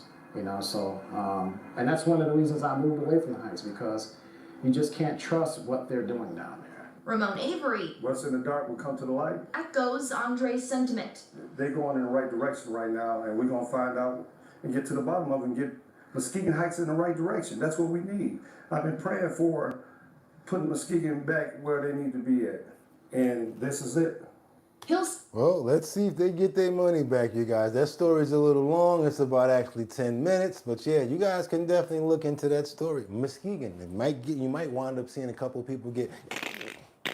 Watch your head. Yeah, you guys, you might see a couple of people. They're talking about bumping that up. DEA, you might start seeing some of that happen. Let's go ahead and get it going, you guys. We need 300 likes to get you guys that merch out. Plus, we're right there at our 74,000 subscribers mark. Let's go. And I got to give a big shout out right now because I just saw something come through. I think I just saw something come through. Thank you so much. Who we shouting out right now? Who gave the love right now? Let's see who gave up the, said they got 7 on it. There you go. Who's that right there? Thank you so much, Dookie. Who's that, Dookie? Dookie? Who else we got up in there? And I'm going to say Liberty. Liberty, thank you so much from Liberty and Justice, as well as Dookie Duke, trying to show massive love over at Cash App. That's right, you guys, showing love at Cash App. $, Boogotti NYC. We got to get on over to California.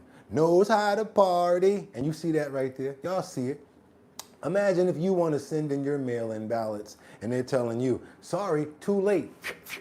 Ripping them up. That's right, you guys. We got situations coming in that's pretty crazy. Between two things, we have a lot to worry about. That's why they always say you want to get those mail-in ballots in very early. Why? Because of the simple fact that now when the post office is moving like snail mail, your package, your mail might be sitting there for a day or two before it even gets stamped. How about that? We just found that out by watching this clip. So if you're supposed to get your election ballot in by a certain time, they go by the watermark and the stamp that's on it. You guys, let's see what's going on now with the post office since they're doing janky productions, and also what's going on because nearly 150,000 mail-in ballots were rejected in California. Let's see what's going on from the last primary. Nearly 100,000 California voters had their mail-in ballots rejected for the state's June primary, which is up by around 40,000 from 2024. According to data compiled by the Secretary of State's office, the primary driver of the higher rejection numbers is late arriving ballots that are postmarked for after Election Day. Since 2021, every California voter receives a mail-in ballot that can arrive at an election office 7 days late and still be counted, provided the envelope is postmarked by Election Day. The reason for the uptick in rejections could be updated policy at the U.S. Postal Service, which says postmarks may not indicate the first day the Postal Service received the mail, but rather the day it was handled in one of its processing centers. Well, I got to throw it out there. I got to say the people that work there, there's a lot of good people that work there, but the process may need to be updated. Like, you know how they got like everything going in email and everything right now, and they got like better sorting situations. Maybe they can update the process and make it a little better, because so things like this won't happen. You got to realize they do get a lot of mail, and it's really hard to process everything. So let's be all in fairness. But I think the government should probably put a little more monetary into the overall logistics and taking care of the system so that things can run smoother, so that they won't have these problems. You're putting money into all of this other stuff. How about putting it into infrastructure for the government so it can run smoother? We took a lot of money out of the government and got rid of a lot of people. How about using some of that money to actually make some of our infrastructure and some of our systems run smoother? How about that? Let's keep going. Those centers are increasingly likely to be further away from certain communities because of recent consolidations within the Postal Service, which could further delay posters. In January, a group of U.S. senators sent a letter to the U.S. Postal Service alarmed that the processing changes might impact mail-in ballots during an election year that will determine the control of Congress. California election officials are urging voters to send in their mail-in ballots early. Yeah. I mean, they tell us that Nearly 100,000. They tell us that so the watermark can get on there for us, for the time and the date stamp to get on there for us to be secured. But we think, as the consumer, that once we hand over that ballot, that they're going to stamp it that day. They just validated that some of them possibly don't do that. That's what I'm talking about. The power lies in counting the votes. Give the mailman or woman a break. You can vote early in certain places in town hall. Yes, you can. Yes, you can. Now we got to give them some love. We got to give a mailman and a mail lady some love, because a lot of times I'm out here, I see some crazy stuff going on. I can't even believe anymore. Looking at the mailboxes, people breaking into them, stealing the mail carts and all of that. Back in the day, you would never ever think about touching no mail card or nothing like that. And a lot of times you wouldn't have the theft going on too, because you got to realize something. You may have some good people, but you also got a lot of bad people. We already recovered those stories as well. Let's keep on going. It's a really fickle story. Let's get on over to Illinois/New York, where a sanctuary city policy laws give criminals the shields, and everybody should be angry about this case. Let's see what's going on with this one, you guys. Let's go. Sad situation. We're going to mix it up with two different states here to explain what's going on. Thank you. Sheridan Gorman's accused killer is due back in court today in Illinois. Jose Medina, an illegal immigrant, is accused of murdering the 18-year-old college student in Chicago back in March. The court appearance comes as Sheridan's parents continue to speak out, calling out the Democratic leaders in her home state of New York over its expanded sanctuary laws. They argue sanctuary policies put public safety at risk. I worry about your children, the children of New York, of this nation. I worry about the mother who still believes that this could never happen to her. Frankly, I'm furious that that politicians that we chose did not choose us in return. Fox News legal analyst Greg Jarrett joins us now. Every time I hear her speak, it breaks my heart, Greg. As parents, they sent their daughter to a freshman at Loyola in Chicago. She goes out with her friends, which we know I used to do. Our kids are going to do it too. And she is shot by an illegal immigrant, allegedly. He's going to court today. Do you think that these sanctuary policies contributed to her death? Oh, absolutely. These grieving parents are angry. Everybody should be. Their daughter was murdered in cold blood by an illegal migrant, invited into the U.S. by Joe Biden's open borders. Democrats at the time cheered that policy. They didn't care that violent criminals flooded into the U.S., and at the same time, these blue cities... This is what I'm talking about, you guys, because a lot of the negative comes right along with it. What's the remedy? Like, what's the reason? What do people make as their excuse to, like, let people just come in? Illegals and criminals and stuff like that. And states stepped up their sanctuary policies, never caring about the lives and safety of their own citizens who became innocent victims. And now they just doubled down. New Jersey just doubled down too on sanctuary city policies, talking about we care about everybody in our city, in our state. These terrible crimes, murder, rape, assault, you name it, and then prosecutors and judges made it worse, setting arrested criminals free to commit crimes. And sadly, that's what happened to Sheridan Gorman. Her accused killer was let go before he murdered her, and law enforcement is equally to blame. They could have prevented her death if they'd notified ICE, but these sanctuary policies, so insane, forbid it. They're all aiding and abetting criminality. first-degree murder, first-degree attempted, 3 counts of aggravated assault, aggravated unlawful possession of a weapon, illegal possession of firearm, federal, felony charge of possession of contraband in a penal institution. So he actually had something while he was in jail, You're right. too. They're protecting the. Let's keep on going, you guys. That's a sad story right there. I hate even showing stories like that. Let's keep on going because we got a manhunt going on underway now as police are searching for a second suspect on the Seattle blood boom boom bath. Let's see what's going on with this. Let's get on over to Seattle real quick. Fox News alert out of Seattle. 3 people dead, at least 4 others hurt, including a 2-year-old, after a shooting at the Seattle Center, all during an annual food festival. Police say 1 suspect's in custody while a manhunt is underway for a second alleged gunman. And officials are praising officers for their quick response on scene. Gunshots were heard. We had officers in the area, in the immediate area when these gunshots went off. This wasn't like this was just, you know what this really was? This was 2 people pow-powing at each other. That's what it was. He saw somebody he had beef with, and now everybody's involved and affected. Officers responded and addressed one of the shooters. That person gave up and was taken into custody. There was another person that we believe that was also involved that fled the scene, and officers began an active search for that person. Joining us now to discuss this is retired FBI agent Jason. No, because they got one of them. Jason, thanks for your backup and everything like that, because I think they got one of them right here where they bringing him out. Where he at? Do they got him? Do they have him there? Boom, boom, boom, boom. Nah, let's go get that. I want to get that. I got to get that for y'all. Hold on a minute. Here we go. Hold on a minute. Hold on 1 minute.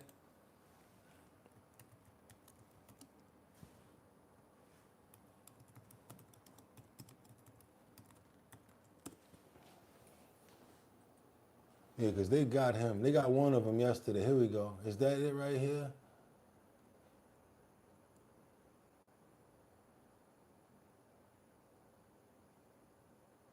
All right, I'm gonna take this one. Nah, that's not good enough. I actually saw like, oh man, like, damn, I normally have it lined up for y'all. We're gonna take any one of them though. We're gonna take any one of them. Let's see. The bite of Seattle is frozen in time, wings and ribs sitting out, a ladle dropped on the table. A day earlier, the fun-filled food festival just feet from the Space Needle. Nah, that's the same thing. Sorry, you guys. I actually had a video of them pulling them up out of there. I don't have that video anymore. Sorry. Blah, blah, blah, blah, blah, blah, blah. Yeah, let's keep going. We got to keep going right there. Let's go ahead and get those prayers in the air for all of those people that were affected in that tragedy right there in Seattle. And yes, there's one that has been apprehended. We're trying to get you guys that information. And also, there is still one person that's on the loose, all for idiocy, arguing amongst each other. Like, why does everybody else have to be affected by nonsense like that? It makes absolutely no sense. I want to pray for the people that are affected. I want to pray for the families as well. We want to pray for healing as well as physical and mental healing as well, you guys. We ask that today, Father God, in the Lord's name. Amen. Let's keep on going, you guys. Let's go. Now, we got to get on over to Berlin. Remember that pride parade where a suspect drove into the crowd? And we prayed for that yesterday. We got follow-up on it, you guys. That's right. We're going over to Berlin. There was a parade that was going on yesterday, and this guy drove directly into the crowd of people. He's been arrested, and he claims the same sort of thing. Allahu Akbar. Yeah. So from overseas, big story over the weekend, the suspect in that deadly Berlin pride attack shot and killed in a confrontation with police. He's accused of killing 1 person, injuring 29 others. Could have been a lot worse.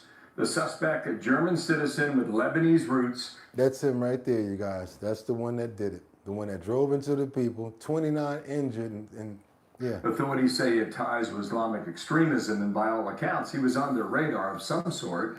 Jeff Paul's got more from London, and Jeff, what have you learned? Well, yeah, Bill, not only is the suspect accused of driving a van into a crowd at a German pride festival, but authorities also say he had previously tried to join ISIS. Investigators say the attack happened on Saturday. They believe the suspect, Abdul Balat, intentionally drove a van into a crowd at the Berlin Pride Festival. Police say he then got out and started stabbing others with a machete. He was on the run for a day, and when officers found the suspect, they say he ran towards them with a knife. Nah, ain't no reason to lock him up. He done. When he ran towards them with the knife, they put him down. Police then fired at least one shot, killing the suspect on the scene. Authorities say everything suggests he was motivated by Islamic extremism. The recent attack is leaving many in the community stunned by what's happened. Natürlich wird's auch vor. How much hatred must there be in people for them to be willing to do something like this? To decide to destroy and end human lives? How much hatred is behind this? And of course, the question is, how do we get rid of this hatred? Prosecutors in Berlin say the suspect, Abdul Balad, had traveled to Lebanon last year in the hopes of going to Syria to join the Islamic State. He made contact with several people who he thought were ISIS members. Balad was then arrested in Lebanon, sentenced by a military court there to 3 months in prison. After he returned to Germany, he was then arrested and convicted for his actions, but was eventually released from detention pending an appeal. German Chancellor Friedrich Merz is urging residents to not be intimidated, saying these acts only have one purpose: to divide their society. Okay. Woo! Oh boy, oh boy, oh boy. Let's keep on going. Let's keep on moving. Let me go around here and check my audio just to make sure. Yep, audio is peaking nice and loud. If you can't hear me, sorry, you guys. I don't know what happened. Let's go. Let's keep on going. Yeah, they took him out. The police basically took care of that situation. Now, we got another situation, you guys. I believe in doing it the natural way. Let's do it the natural way. Let's work out. Let's run. Let's work out. Let's get some motion going. This way you don't lose it. I mean, you lose it the right way. I'm talking about losing some weight. I'm talking about putting on that right type of muscle. That's what I'm talking about, you guys. You ever notice when you see these guys taking like these pills and everything, you notice how sometimes people, they look funny, like Fat Joe's body. Yeah, I'm not trying to call you out, buddy, but you know, some people look a little more healthier when they're fat. I'll be honest with you. I think even, who else? What's the other comedian? Lavelle Crawford. I liked him when he was fat. I know it wasn't healthy, but it's just something about people when they slim down. It's not like I don't want them to be healthy. It's just that they look so much different. Some people wear it differently and some people do. I got to be honest about it, and maybe it takes a little while for them to grow into their bodies afterward if they do work out, because that's a major responsibility too. So I do think that people need to probably lay off of some of those diet drugs and things like that, you know, because I don't know what it's doing to you for the long run. I don't know if it's affecting your body, the Ozempic and all of that stuff. People are relying on these things very strongly now. And there's been a surge of new weight loss drugs. This one is called GLP-1. It's a medication, and the health officials are reporting that there's a surge in this one right now. And there's one weight loss drug across the United States for about 40%, well, 12 or 15% now has gone up, with more people choosing to use drugs instead of getting out there and working out. Let's keep on moving forward, you guys. Let's go. GLP-1 weight loss drug use across the country. Nearly 7 million adults using the product, that's according to the CDC. Our Cameron Sanders breaks down what the drug does and why building healthy habits still matters. I think Bruce is good if he do it regular. I don't think he should do it the way Big Boy did, because Big Boy looked like he just went down real quick, and there's a strain on your body. You need to do it slowly. I just think that working out is more, it pays off better in the long run. And I don't want to put that sort of stress on my body and my heart. They work great. I mean, when we talk about obesity being a chronic disease, you know, for a long time on the medical management side, we didn't really have a lot of great options that gave us great results. And people are taking notice. A Gallup poll study reports that GLP-1 medications for weight loss purposes has risen to 11% in I mean, they acting like this is like the new thing, jabbing themselves in the thigh, going, I'm saying, because what it does is makes you not hungry. 2026, up significantly from 3% in 2024. Here's what the medication does. GLP changes the signaling between our gut and our brain as far as hunger, or kind of decreasing what we call food noise, which is excess hunger. It also keeps our stomach full longer, and so it takes less food to feel full. Brenner adds that patient. Oh, so you're putting chemicals in your body that mess with your brain and your stomach that your body's not used to. Okay. Patients who take the weight loss supplement typically lose 15 to 20% of their body fat, but before prescribing, doctors conduct a thorough evaluation. They're indicated for BMIs 27.5 or higher with medical comorbidities or higher than 30, but it's a lot more nuanced than that. I got you, Faye. Faye says they need to stop giving those for weight loss. It's sad that the diabetics can't get their meds because of someone wants to be skinny. Yeah. Let's keep on going, you guys. Let's go over to Massachusetts now. We got another situation over here where, we're gonna get up off of the topics, and we're gonna get down to some serious business right here, because we have a lot of mothers and a lot of fathers and family members in the chat, and we love our kids, man. Love them to death. I love my kids. I love my son like nothing else. Be honest with you. We got to get on over to Massachusetts, because just because you love them doesn't mean that certain things can't happen to certain people. How many people have ever dealt with postpartum or know people that dealt with postpartum depression? You know what I'm talking about, and we might as well put it out there, because there's different stages. Many women feel certain ways about it when they get it, and many people deal with it differently. Thank you guys for the love. I see the love over there. If you're really trying to help us out, let's go ahead and get us up to 74,000 subscribers. And also, we got those keychains coming out for you guys if we can get up to 300. That's right, 300 likes. You got 6 and 6 coming out. Random addresses that's being selected once you email me at bridgethisllc@gmail.com. bridgethisllc@gmail.com. We got a situation over here where a postpartum psychosis situation where a woman was charged with the murder of her 3 children. She's going on trial. Let's go ahead and get into it, you guys. Let's go.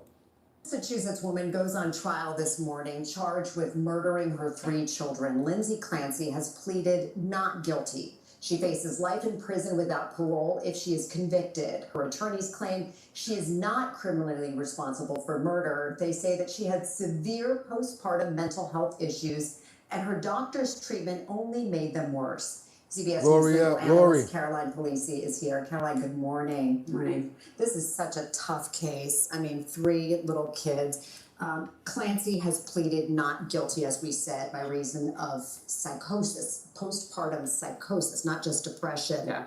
What does her legal team have to do, though, to prove this case and prove to the jury in order for the defense to succeed? I mean, how strong is that argument? Yeah, so the defense will need to show that she's, in Massachusetts, it's called not criminally responsible because of mental disease or defect. And it's different than what we typically think of as a not guilty by reason of insanity defense, so here the test will be, was she substantially unable to appreciate the wrongfulness of her conduct? Or, and it's really important that the standard is or, was she unable to conform her conduct to the law? And so that or is, well, it means that, so typically we think just if you're unable to distinguish right from wrong, that is the only test. And so the prosecution here is arguing a set of facts wherein this potentially could have been premeditated, that she sent her husband out to get medicine, to pick up takeout food, and that she Googled how long it was going to take, and therefore that shows premeditation. But as a sent the husband to get takeout food and Google how long it was going to take. Defense attorney, that's not necessarily mutually exclusive with winning in this defense, because was she unable to conform her conduct to the law? Now they're arguing extreme postpartum psychosis. She has a really well-documented history of not only throughout her pregnancies and deliveries, postpartum issues, but there was a really acute phase leading up to this incident wherein she and her husband and her family sought treatment multiple times. She checked herself into the hospital. She went to the ER. She saw a slew of doctors. She was prescribed so many different medications. So she tried. Angelina says, my sister Christine had this at 41 years old, having twins, and it made 6 children. Okay, let's keep on going, you guys. Sad situation right there. And yes, we definitely gotta what? We gotta pray for those kids. We definitely gonna pray for those kids and the families and the souls and all that could have been. 3 years old, little toddlers like that, babies, do not deserve to lose their lives. Anybody out there having problems with the children and you need some help, please reach out to somebody. Worst case scenario, there's a children's drop-off at every fire department, you guys. There's a children's drop-off, babies drop-off. They will take the baby and handle it for you. Amen. Let's keep on going. We got a nun. That's right, a nun. You know I gotta call it as I see it. That's been detained by doon. Get him! That's right, I ain't playing around with the Lord. I'm gonna let y'all do this one yourself. That's right, a nun. While she was walking to mass, she said all she asked them to do was, can I at least go to mass and then you can lock me up? That's right, you guys, y'all ain't gonna believe this. A nun in Texas, in McAllen, was arrested and detained by ICE. And it's for me, not to go to mass on Sunday, not to receive communion. Whoever put them cuffs on her, woo, he probably having a rough week. It was very, very heartbreaking for me. I was told, even when I told him, can I go to mass? Brian King Falcone said she ain't no nun. Can I just attend mass? Can I receive communion? And the answer was no. So I did not do anything else. When I have 2 men armed, I'm just a small woman, a nun, armless, just with my rosary, my key, and my phone. I am not only the only one. There are many others in this same situation. People who have been given some form of protection under our laws, who have followed every rule asked of them, and who still live with uncertainty about where they might be sent, and whether anyone will tell them before it happens. What I am asking is just simple.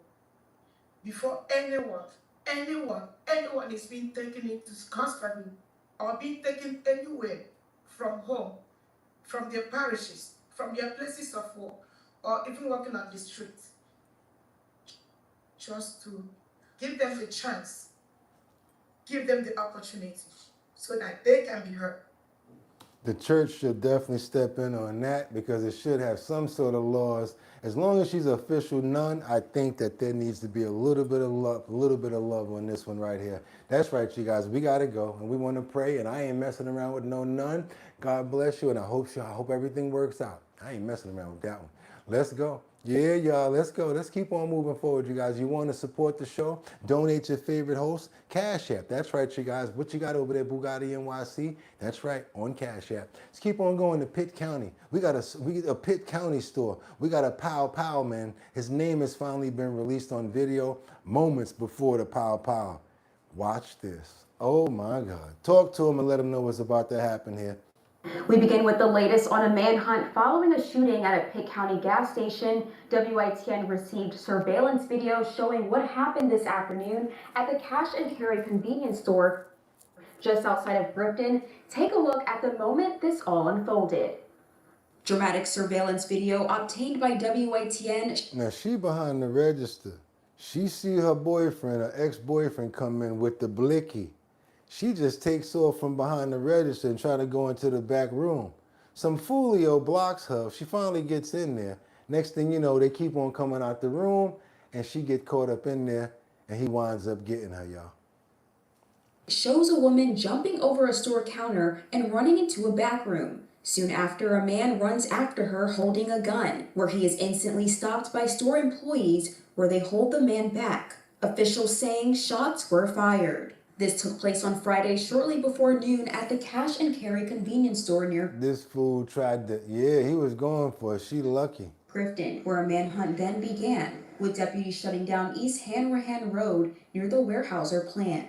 The suspect, 27-year-old Chancey Johnson of Nashville, is now wanted for attempted first-degree murder and is considered armed and dangerous. Shortly after 4 p.m. on Friday, a white Ford pickup truck deputies say belongs to the suspect was towed from the area. Residents shared their reactions. It's very scary, just wanting to feel safe. But I hope that everybody gets out safe, and whoever that person is that they give themselves up, so it could be an easier transition, because at this time, we just want to make sure that everybody's safe. Throughout the evening, deputies surrounded a wooded area where they say the search is still ongoing.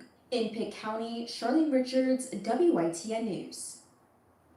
And officials are urging residents in the Grifton area to remain indoors until the suspect is found. And I know, I was wondering too, like, what did she do to him? What happened with that situation, boy?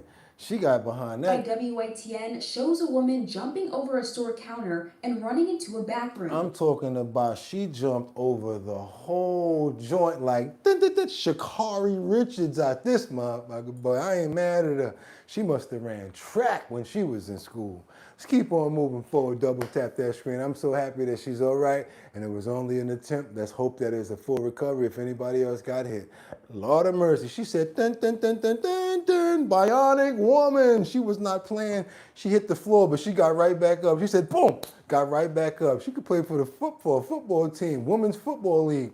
Let's keep on going, you guys. We got to get on over to Texas, San Antonio to be exact, where a police officer who threw a teen's bicycle is now fired, and there's not only the reason why, because he did something else on a separate accord. You know, a lot of times when these police officers do something, it's very important for you guys to report them because it starts to stack up. And then, yes, it does mean something, especially once they wind up doing something, especially like this, that was totally unnecessary. Let's get on over here and see what's going on with this situation as I keep on telling you guys, don't worry about everybody else, worry about us. Let's go ahead and double tap that screen to get those likes up because that's going to get more people over here. 6 Our Bottom Line keychains, 6 Our Bottom Line decals. Let's keep on going, you guys. We got a Texas police officer who threw a teen's bicycle on the ground. That's not what he got fired for, though. Tonight with new details on a Seguin police officer who was recently fired by the department. Earlier this year, body camera video showed Officer Michael Godinez throwing a teen to the ground. He was later fired, but not because of that incident. Newly obtained records reveal the complaint that led to his termination came from within his own department. Our Alicia Nieves joins us in studio to break down the complaint. Alicia? A lieutenant flagged body cam video of an arrest in May and filed a complaint the next day. The lieutenant wrote that the video wasn't clear, but it appeared to show Officer Godinez hitting a man several times in the head. Now, a lieutenant that was watching the camera footage reported this. This video first put Michael Godinez under scrutiny. He's laying on the ground. Last September, bully. Body cam showed Godinez taking 16-year-old Corey Weber face first to the ground as the teen tried to call his father during a bicycle stop. Police released Weber without a citation. His family said he suffered a concussion. Nearly a year later, his father Nolan says Corey is still afraid to ride his bike in Seguin. This should have been taken care of when they seen the video of what happened to my child. Weber believes a stronger response then might have prevented what came next. Lawsuit. But Seguin police say Godinez's firing was unrelated to Corey's case. Police say Godinez lost his job over a separate May 20th arrest inside a Seguin apartment. Records show he was among 5 officers responding to an assault call. Danny Liviella was arrested on assault, resisting arrest, and drug allegations. The next day, Lieutenant Marcos Martinez filed an excessive force complaint. Since 2021, Texas law has required officers who witness excessive force to report it. Martinez wrote, Viella's resistance appeared passive, refusing to roll over to be handcuffed. Although the camera angle was unclear, he said video appeared to show Godinez hitting Viella several times in the back of the head. Chief Jason Brady found Godinez used unreasonable force, used a tactic he wasn't properly trained to use, and escalated too quickly. Godinez joined Seguin Police in 2023 and was named its 2024 DWI Enforcement Officer of the Year. He was fired June 18th. Seguin police declined an interview citing personnel matters, and they won't release that May body camera video because the case remains open. Yep, lawsuit, and he lucky he didn't go to jail for that too. Let's keep on going, you guys. Double tap that screen, get those likes up. Let's do it, you guys. That's right, it's Tuesday. That's right, let's go. We got to go on over to Albany because no bond is going to be set for this person. I tell you guys all the time, with great power comes great responsibility. And now we got a former Albany attorney who's been accused of fraud, identity theft, and also charges of withheld settlement money from victims. Withholding settlement money from victims. Let's keep on going, you guys. Let's go. For joining us tonight at 5, I'm Greg Lloyd. And I'm Mackenzie Petrie. New information tonight about a former Albany attorney accused of fraud and identity theft charges in connection with her law practice. The Dougherty County Sheriff's Office says 46-year-old Janita Nakia Lane does not currently have a bond set. Janita Nakia, you're a lawyer for real? Okay, I don't think I would have been hiring her anyway. Lane was arrested Tuesday and faces multiple felony charges. Incident reports through the Albany Police Department allege Lane withheld settlement money from 2 separate clients.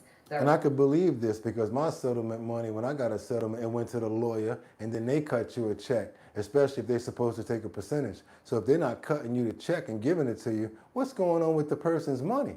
Arrest comes months after Lane was disbarred after surrendering her law license to the Georgia Supreme Court over allegations she mismanaged client settlement funds.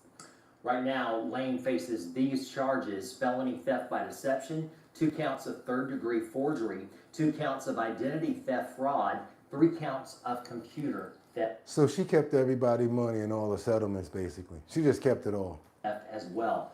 Albany police say they are asking any other potential victims to come forward. You can contact the lead investigator at 229-302-0792. We'll continue Tony, to you follow can't. the story as more information. And they're supposed to be legal by law, like to make sure. I didn't even know the process. How it happened was my boy is a lawyer, and he's a damn good lawyer.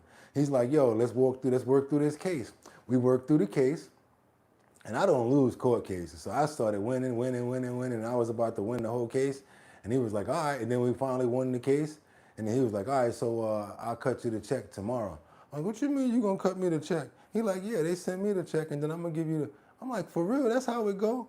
Sure enough, when he cut the check, it was on his lawyer name thing, so guess that's how it go. So that makes me understand how this went. They sent that lady that money, and she ain't cut her clients they dough. All of those settlements, y'all. She deserved to be locked up, and she don't need to get out. Watch your head. She need to get them people their damn money. Let's keep on going, you guys, because we ain't in Albany no more. But anybody remember that? Little Debbie, we love you. How many people over here was raised off of Little Debbie cakes? You do not have to lie. I'm not tricking you. I'm going first. Me. Tell me your favorite Little Debbies. Come on now. I don't care about none of the stuff that we've been researching. We're not talking about health and wellness right here. We're going back to the age when we was 11, 12 years old, and we was busting down Little Debbies. For me, it was those cakes with the cream in the middle. The oatmeal cream cakes. Oh my God. The two Swiss rolls. Woo! I have done some serious damage in my lifetime to some Swiss rolls. I don't care what nobody say. I've done serious damage to Swiss rolls. And what is those other ones? The nutty cracker things, the nut crackers, the 2 peanut butter nut logs. Oh my God. The Nutty Buddies, bust down operation. Even licking the plastic on the inside from the butter. I don't care what none of y'all say. Let's be fair. We love Hostess too, but tell the truth. Tell the truth about Little Debbie. You mean to tell me when somebody gave you the whole little thing, when your mama went to the store, and there's a whole little sleeve of nothing but Swiss rolls or oatmeal cream pies or marshmallow pies, you didn't want to eat that? Yes, I know Hostess got Drakes and all of that. I know. But I'm talking about Little Debbie right now. The brownies with the nuts. The They don't taste the same no more. Nutty Buddies. Remember the Nutty Buddy? I used to bust them down. Look at Fei Fei. Nutty Buddy with butter pecan ice cream. Not the oatmeal ones. Remember that? Oh my God. Look, I always had to keep Swiss rolls in for my son. Yes, we love them, but we want to get them. Don't try to charge the damn store if you're not really dropping them off. Come on, bro. You mean to tell me you work in the truck and you not even dropping these little Debbies off, but you lying to your boss at the distribution center, saying that you're dropping off the little Debbies and the sweet kids are not getting the sweet treats? Come on over here and look at what's going on with this situation over here. This is a bad delivery guy. How dare you do this in Pittsburgh? We want our sweet treats.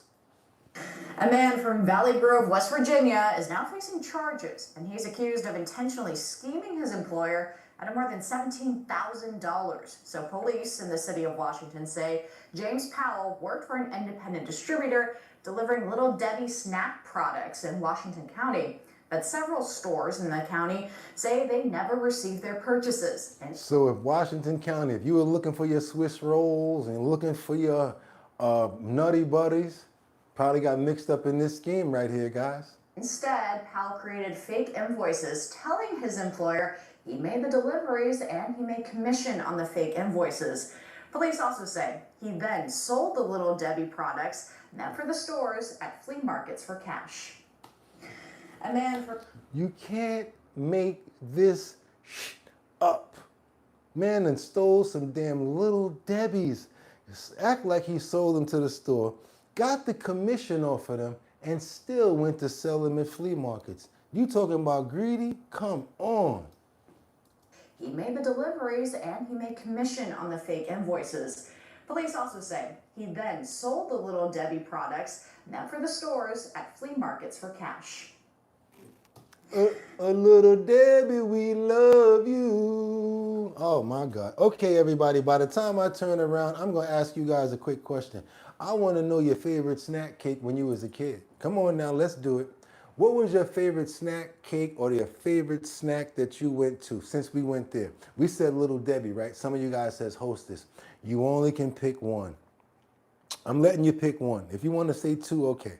What was your number one go-to snack that you loved when you was a kid? Come on, y'all, give it to me. I'm just going to say Drake's cookies. Because if it was the 4-pack of chocolate chips, the 4-pack of coconut cookies, the 4-pack of oatmeals, the smooth, that you can just squeeze them through the pack, the Drake's oatmeal cookies. You might as well call me the Cookie Monster. What did you guys like? Dixie cups? What you guys got? Greedy bastard? All of them Little Debbies? What else you got? I have, okay, Twinkies. Oh my God, Jelena. Chocolate fudge round. So Jelena, if you know about Twinkies, what's up with the Suzy Q? You know what I'm saying? Eat the side, the Suzy Q, when you take it sideways and you lick all the cream from the side, the Suzy Q. Come on, keep on going. Fudge round, yummy. Tasty Cakes Philadelphia, cookie starters, chips with dip, Twinkies, Cheez-Its, my mother's chocolate chip cookies, Hostess Twinkies, Nutty Buddies. I hit the nail on the head with the Nutty Buddies, didn't I? That was my daddy's favorite. Them Suzy Q's, Lord have mercy. Stop playing with me, yo. They used to be huge. You used to get a Suzy Q for like 50 cents, and one Suzy Q is the size of 2 Suzy Q's now. Go and look at Suzy Q's now, and they don't even look right. Suzy Q, woo, used to tear them up. Really, oatmeal pies, dozen sunflower seeds count. Yes, go to sunflower seeds, stop playing with me. And standing on a bus stop sucking on a lollipop. And we're talking about Charms blow pops or lollipops. That's right, you guys. Yes, the old Suzy Q's, not the same. Nutty Buddies are so good. Peanut butter cookies, oatmeal cream pies, original formula. Lord have mercy. But you guys forgot about one thing. It's the one that you take from the side and you start peeling it back while you eat it. You know what I'm talking about, right? And you eat the pecans while you're eating it. The pecan roll. Oh my God. The pecan roll, the Swiss, oh my God. The pecan roll. You know what I want? Now they come in a single pack, but you unroll them. Oh, my God. Let's keep on going, you guys. Stop playing with me. Stop playing with me. Stop playing with me. Somebody said musketeers. Yeah, there we go. Stella Doro and the breadsticks. Let's go. Let's keep on moving forward, you guys, because I got a question for you guys. Since you already know about that, we already went through our snack food and we cheated for a little while. Not really ate them, but we talked about it. It's time for the health and wellness section, John. That's right, you guys. Stop eating all that crap. Y'all know better than that. I'm just playing. I was a victim myself. Let's get on over here right now, because guess what? Every late night, this is what your body, I'm sorry, let's get into it. I don't want to mess up on this. I got to bring this in the right way. Every late night ages your body faster. And here's why. Because we got some people here, they know they should be in the bed by 9 o'clock. And I'm saying you can push it to 10. Y'all don't even want to get in the bed at 11 o'clock. Y'all talking about 11, 12, 1, 2. And then it's my fault you can't get up for the show the next morning. It ain't my fault. Did I do that? It ain't my fault. Get yourself some sleep. Because I talked about it yesterday. That's when your body replenishes itself. That's when your body goes through all of the different metamorphoses and cleans up all of the fat and does so much stuff that you need done. Repair work. Don't you notice when you wake up, you feel much more rejuvenated? You guys, come on over here. No, I'm 53 going on 90, because Audrey, we're going to turn that around. We're going to treat our bodies much better, and I'm guaranteeing you, you're going to start feeling better. But make sure you ask your doctor before you do the things that we tell you to do here, and let them know what we about over here, the health and wellness section. So let's go, you guys. Every late night ages your body faster. Here's why. This is body protocols. Are you guys ready? Because this is the beginning of the health and wellness section. We're going to talk about what you need to be eating as well as what you need to be watching out for, and about your sleep and why you need it. Let's get into it, you guys. Let's go. Every night you go to bed late. Your body is quietly aging faster than it should. Here is exactly what late nights do to you at a cellular level. Your skin, organs, and immune system repair themselves most heavily during deep sleep. That's why you need that, like, let's say you go to bed at 10 o'clock. Normally it takes 3 hours to get to deep sleep. 10, 11, 12, 1. So about 1 in the morning, you, Colessive, you, Mike Wills, you, Lee, you're in that deep sleep stage, Jolena, and you're getting all up in it. I'm talking about you grabbing your pillow and you in there. You like, I'm talking about you don't even know you're snoring. That's when your body's literally repairing itself. That's what they're trying to say. And it takes about 3 hours to get to that stage of comfort of deep sleep. Let's go. When growth hormone naturally peaks, sleeping late does not just shift your schedule. It can delay or reduce the amount of deep sleep your body gets, meaning think about it, less time that your body has to heal itself. Notice how when you back in the day or anytime you break night and you don't get any sleep, you feel so terrible the next day.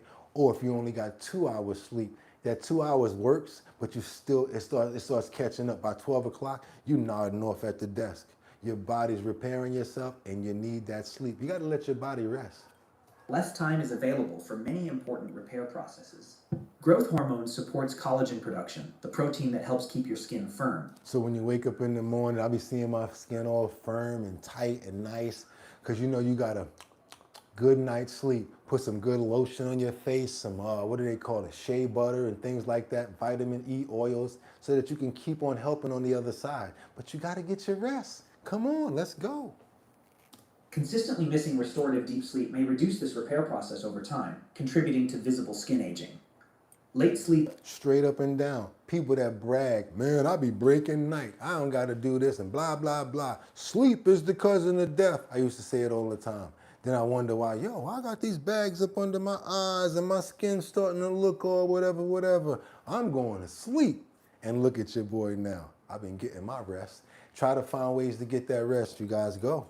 Also disrupts melatonin, a hormone that is not just for sleep, but also helps protect your cells by supporting your body's antioxidant defenses. With melatonin disrupted and sleep reduced, over time, this type of cellular damage has been aging across the skin, brain, and cardiovascular system. Sleeping late chronically can disrupt your normal cortisol rhythm. Persistently elevated cortisol has been associated with reduced collagen production and faster visible skin aging. Faster visible skin aging. Your telomeres are also affected.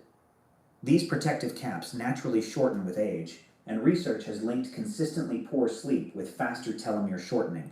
Late sleep disrupts your circadian rhythm, your internal body clock. A disrupted rhythm is linked in research to increased inflammation throughout the body. So if you got bad rhythm, you need to start trying to work yourself to get to sleep, even if you need to start earlier, or maybe you want to work out, maybe you want to do some stuff to tire yourself and give yourself up to that point that you know you're going to be tired. Maybe you need to be a little tired to go to sleep. Start running. Do the 10 or 15 minute walk around the block after you eat every meal. Start doing things like that. Maybe that'll help you get some more, maybe make you help get you ready to go to sleep. Also, we talked about this. Promote sleep in your home. Around a certain time, turn certain lights off, shut certain things down that you're not getting involved in. Calm down when it comes down to exciting and fast paced movies and things like that. All of that stuff is it's a distraction. Like fast adrenaline rush movies and things like that. It's going to keep your mind racing and keep you busy. Watch some stuff that's going to calm you down. Get in the time for the night. Wind yourself down. Let's go. This chronic low-grade inflammation, sometimes called inflammaging, is now considered one of the biological processes associated with both visible and internal aging. It is not really about the exact clock time. It is about consistency and getting enough high-quality, deep sleep. Irregular late nights disrupt this repair system the most. Follow body protocols. Sleep is not lost time. It is your body's nightly repair shift. Protect it, and you protect how well your body repairs and maintains itself as you age. Every night. Yeah, you really need to remember that, you guys. Sleep is very important, and I'm a very big advocate for it now. I'm all the way up to 6 hours now, believe it or not. I'm making sure I get 6 hours. Sometimes I go to bed at 9 o'clock just to think about it. I'm going to bed.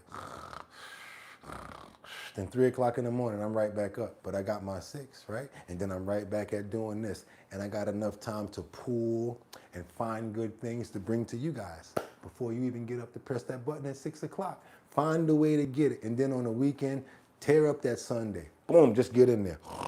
You know what I'm saying? Take it down. That's your repair day. Give yourself some love, you guys. You gotta. And please do yourself a favor.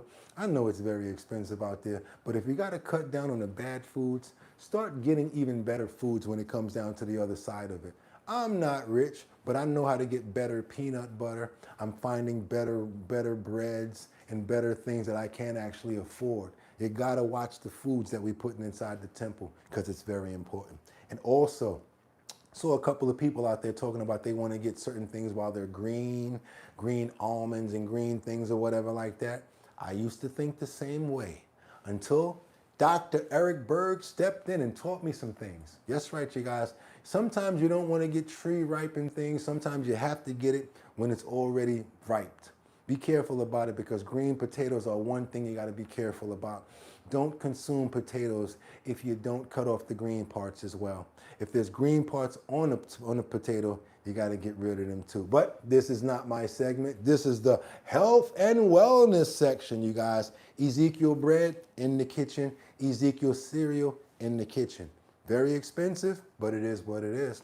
Keep on going, you guys. And if you don't have a big budget, Canyon is pretty good when it comes down to the bread. I deal with Canyon sometimes when I can't get the other ones. Let's keep on going, you guys. Let's go. Because what I want to do right now, we're going to get through this together. I think you guys probably know about some of this. Did you know how bad cherry pits are if you consume them? Had no idea. I'm going to let the doctor tell us. Let's get into it, you guys. We're still in the health and wellness section with one of our favorite doctors. That's right, Dr. Eric Berg. Avoid 7 foods that can take you out. I'm not going to say the exact words that he says, but you know how we do it around here. Dr. Berg is telling us what? How we do it? Let's get into it right now. Dr. Berg says, avoid these 7 foods that can kill you. I got to keep it funky with you. If he's saying it, we follow him, we believe it, and we did the research as well. Let's get into it, you guys. Dr. Eric Berg, these foods, avoid them because they can kill you. And I need you to go ahead and subscribe to Dr. Eric Berg's channel if you haven't done so already. And again, all of our health and wellness videos will be in our Discord. Let's go, guys. Let's get it. Let's talk about the foods. There's 7 of them that have the potential to actually kill you. So you need to know about these. So let's start at number 1, green potatoes. But guess what? If you are on keto, you're not going to be eating potatoes at all. So you're pretty much safe. But for those people who are not on keto, avoid green potatoes. When you see the green pigment, which is a combination of chlorophyll as well as solanine, realize that is a nerve toxin, and it becomes very toxic at about 3 to 6 milligrams per your kilogram body weight. And there's roughly about between 30 and 50 milligrams of this chemical in potatoes, but realize you have to be eating the green part of that potato.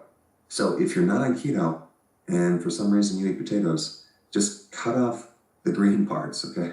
You know, I found that sometimes you go to a vegetable stand or you go somewhere where the people are just start getting stuff that's not already ripe. You'll be like, hey, let me just go ahead and get it now. It'll ripe while I have it.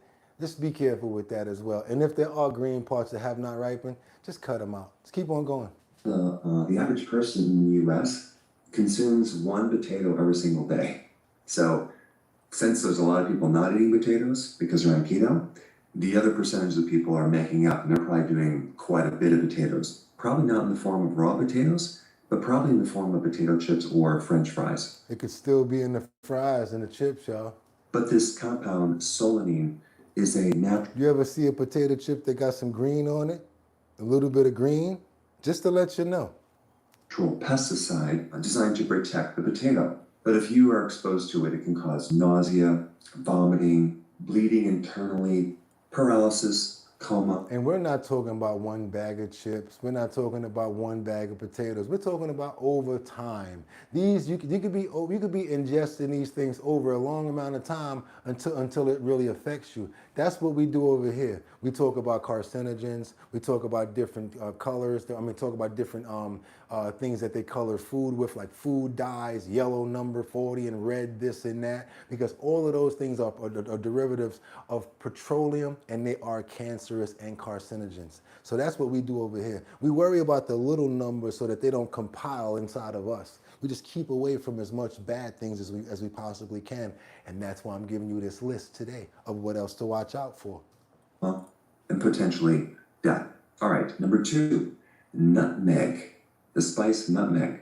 The compound in nutmeg that's poisonous is called myristicin. And even at 2 milligrams, you'll get a fever and a headache. At about 7.3 grams, you can start losing consciousness. And if you consume 1 whole nutmeg, you could potentially get what's called nutmeg psychosis. This made me think like, wow, you can get at somebody with some natural stuff.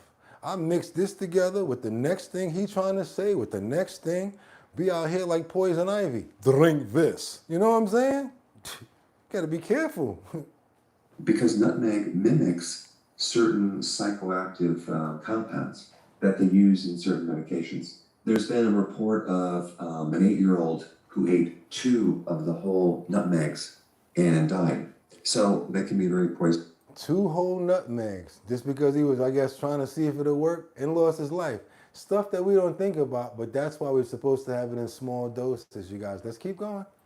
So if you're going to use nutmeg, don't use a lot. All right, now let's talk about green raw almonds, which are very bitter, as well as raw cashews. These have been known to contain a certain amount of cyanide, but they have to be like the bitter almonds, and you'd have to consume quite a few of them to really become totally poisoned. Yeah, but I still don't want to have nothing that's going to build up the cyanide. They say you got to take like 1,000 of them, but still, over time, I don't even want it to build up. Again. Talking probably over 1,000 of these nuts, or 50 ounces. You probably would never do that. But just realize that if you have a small amount, there will be a small amount of cyanide in these nuts. So instead of buying the bitter almonds, get the sweet almonds. And the roasted ones are good because it gets rid of that cyanide. And if you get them roasted, they're not going to have hardly any cyanide. But the side effect from cyanide can be convulsions, respiratory failure, and death. So now, if you ever have a little bit of symptoms and a little bit of things that's like ailments, sick for a little while, could be derivative of some of this stuff is what I'm trying to say. We gotta really watch our food, you guys. We gotta cut it out, literally. However, with every poison, there's always an antidote. And the antidote for cyanide is called hydroxycobalamin. This is an over-the-counter B12. Where you take that and it mixes with the cyanide and it actually makes something good for you. But you don't want to get it by doing this. Supplement, which can then combine with cyanide to form cyanocobalamin, which is a type of B12. So you can turn this cyanide into a B12 supplement. But I don't recommend getting your B12 from cyanide. There's something about it that it's probably not that healthy. Exactly. But cyanide destroys the membrane of the cells and it prevents oxygen going in the cells. All right, the next thing I want to talk about is undercooked. So I don't even want disruption from that. I don't want disruption at certain times from that. That's why we're bringing you this information. Red kidney beans. You must always soak them for at least 5 hours and then boil them. Don't put them on slow cook for at least 30 minutes. Red kidney beans, soak 5 hours, boil 30 minutes. That's not cooking, meaning you're not putting no seasons in it, no olive oil, nothing. You're just boiling it out. Why? If you put them on slow cook and you don't cook it long enough, you can potentially increase the toxicity by a factor of 5 times more toxicity. The chemical in uncooked red kidney beans is called PHA.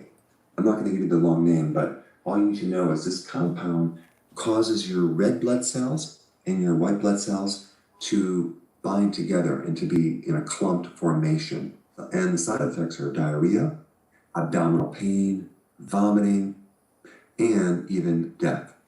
So do me a favor, watch other people, of course, when you're eating certain things from them. When you order red beans, when you order kidney beans, you need to trust the people that's cooking this food. Canned, you already know they're partially cooked. So you're right, you're safe about that. But if they're not partially cooked, yeah, from beans. Come on, y'all, pay attention. However, so far there has not been any human deaths.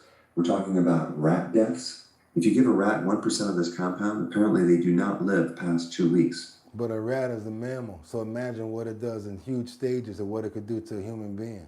That's what we're talking about over here. That's right, you guys. If you appreciate the health and wellness section so far, I'm trying to help you guys because we ain't through it yet. But I see that you guys got 200 likes. Is that 200 likes? Can you get to 3? Because if you can, you got merch coming out. You got 6 of these Our Bottom Line keychains coming out, and you got 6 of these Our Bottom Line decals coming out. You guys only need 100 more likes. That's nothing to a group of people like you. Come on, you guys. All you got to do is get those likes up. Free merch coming out, and you got to email me at bridgethisllc@gmail.com to let me know where you want it sent to. Let's keep on going. Let's go.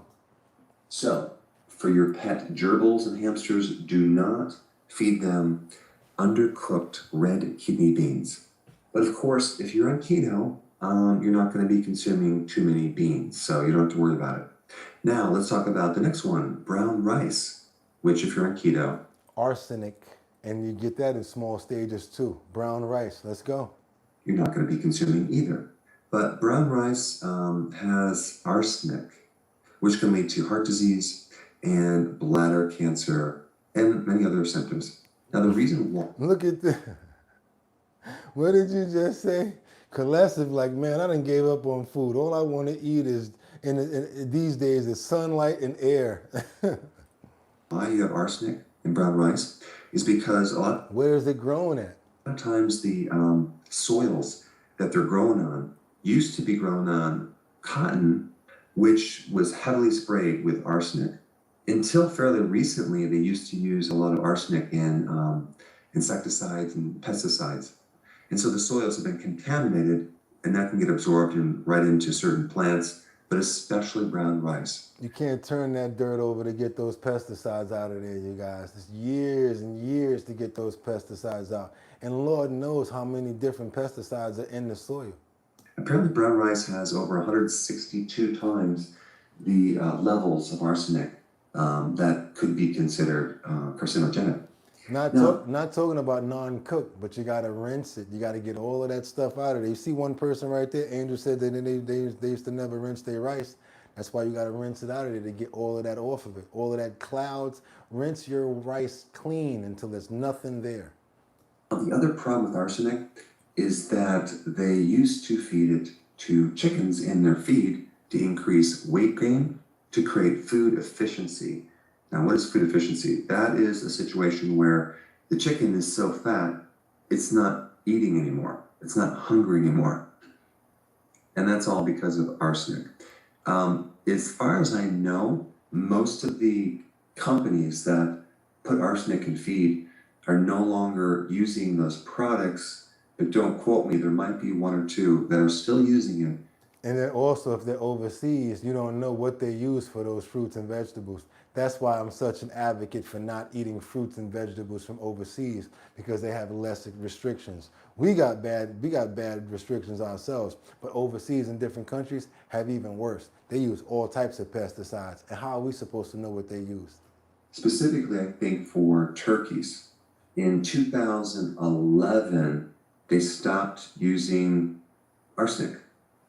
But the problem is, before that, I think back into the 40s, they used it from 1940 all the way up until 2011.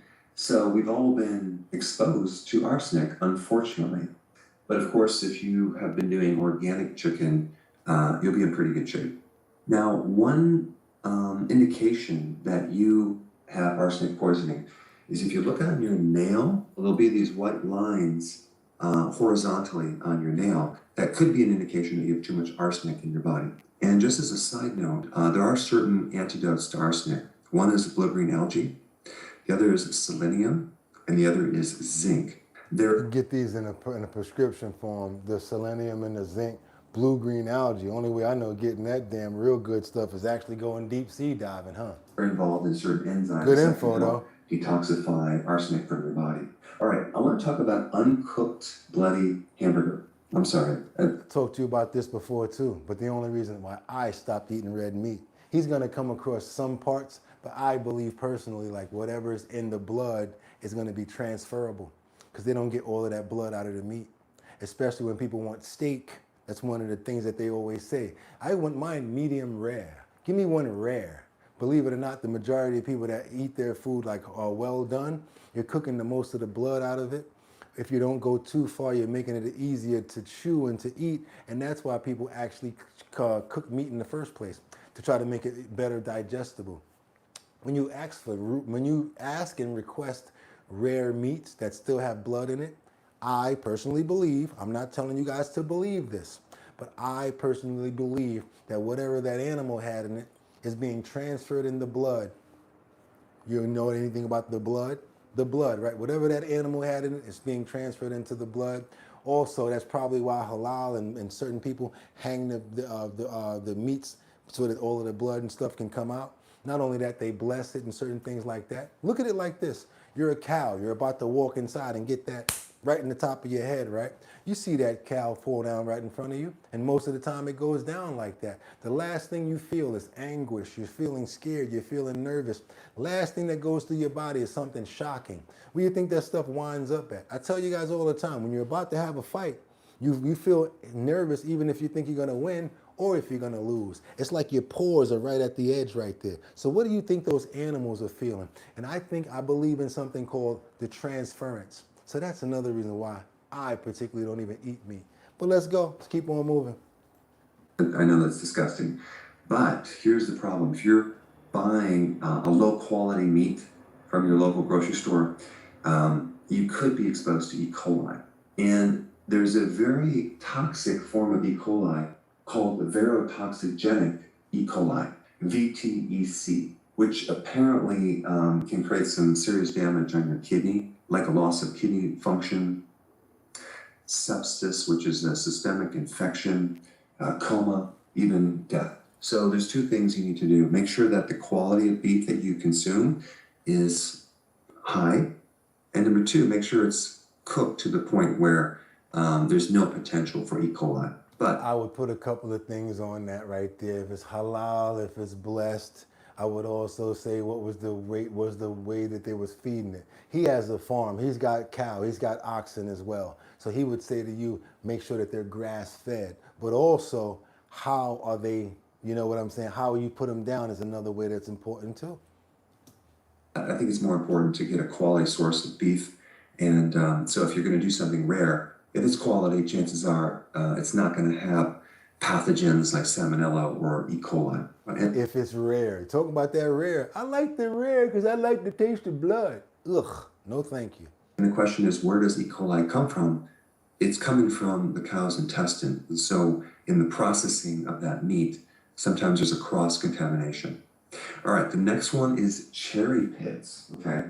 Cherry pits have... I like cherries, but you don't swallow the pits. Always throw those pits out because they can get you sick too. Come on. Hydrogen cyanide. Now, I know you're probably saying, I don't consume cherry pits, right? I just consume the cherry. And of course, if you're on keto, you're not even eating cherries.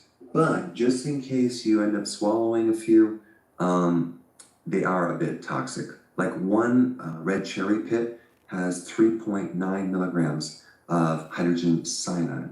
Somebody says, Boogotti, do you believe that Muslims can curse the meat that they serve you? I think that anybody can do something bad to the foods that they serve us. That's why people like us and our mamas always told us, boy, girl, you better not eat from everybody's house. I don't do that anyway. Don't eat from everybody. I remember one time I went to somebody's stove. I saw a roast on there and I said, and I ate a piece of the roast. I was sick for 2 weeks. That's right. That was telling me, that's enough for the pork, Boogotti. Your stomach ain't with it no more. Because I wanted to be like my brother for 3 or 4 months before that. He was a 5%er. He didn't want to eat any meat, any pork. So I started being like him. When I went to that person's house, I saw a piece of roast and I said, and I was sick for 2 weeks. That was the beginning of me not eating pork anymore. Let's keep on going. Cherry pits. They the pits, especially more than one. Not good for your stomach. In one black cherry pit has 2.7 milligrams. But one Morello cherry pit has 65 milligrams of hydrogen cyanide.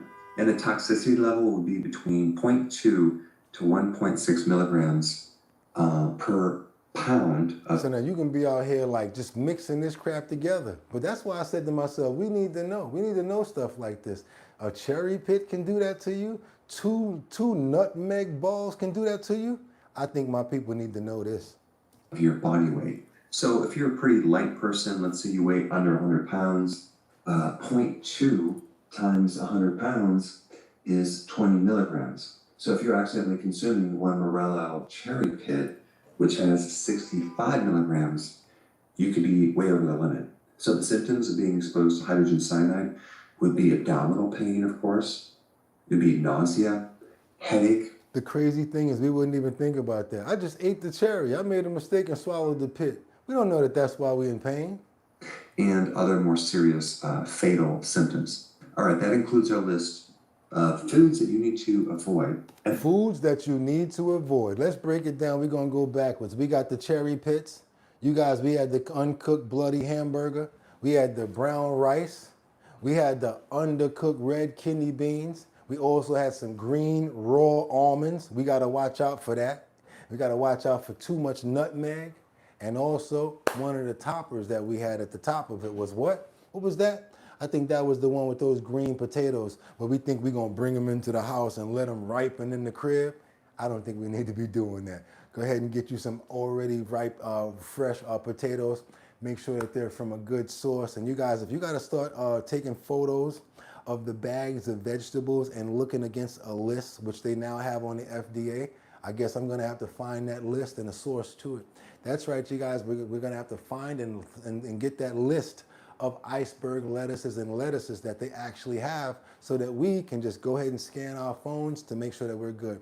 I'll put that up in somewhere like the Discord, because right along with that, this video that you just saw, that's right, you guys, the 7 foods that can kill you, by Dr. Eric Berg is going to be inside of our health and wellness section in the Discord. Every single one of the videos that you guys see in the health and wellness, you're going to be able to find right in our Discord. And if you have not become a member of our Discord, what are you waiting for? There is a link right there. You see that Happy Tuesday to all HOBL right there, my link right there that's stuck there pinned right there. Hit that link, it takes you over to the Discord and I'll bring you in. Let's go, you guys. Again, avoid these 7 foods that can kill you. by Dr. Eric Berg, MD. Go ahead and subscribe to the channel because I know we are. And guess what? Like I said, it's going to be in the Discord today. Let's double tap that screen, get those likes up because it ain't over. It ain't over. Thought you didn't like the beat. Groove me. Ow. That's right, you guys. Baby. And we love good stories. And we don't care where they come from. We've been watching and we've been praying for people in India and all over the world to be able to be found in these earthquakes and the building topplings and all of these terrible tragedies. You guys ain't gonna believe this.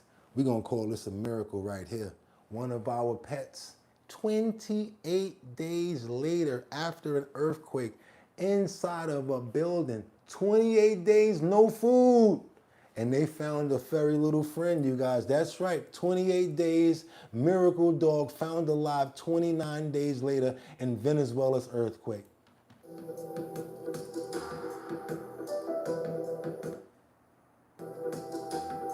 "29 days. Heartwarming video captures the miraculous rescue of a small poodle named Bailey, who was pulled alive from the rubble 29 days after the devastating earthquakes struck northern Venezuela. Rescuers discovered the dehydrated dog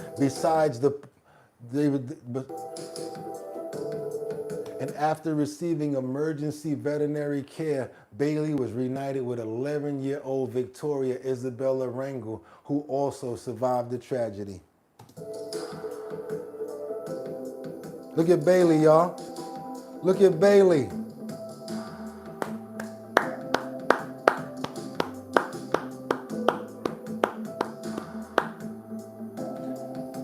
Bailey is one of the several dogs rescued alive in the weeks following the devastating earthquakes.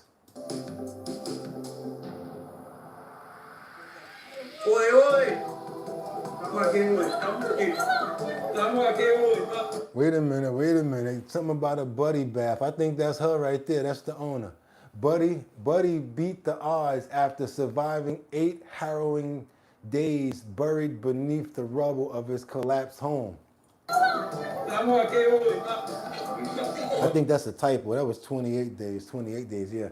His heartbroken owner had nearly given up hope until a faint bark led rescuers to the dust-covered pup who was pulled to safety through a hole smashed in the concrete.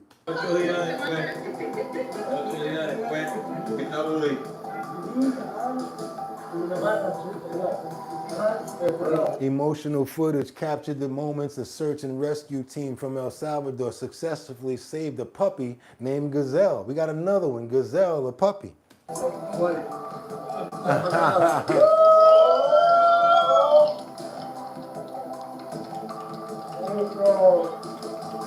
Oh, tell me that last one wasn't just the best one. She was so happy. That's why we do this show. Come on, I'm doing that again. I don't care. Y'all call me what y'all want. I gotta see that again. Let's do that one again. Call me what you want.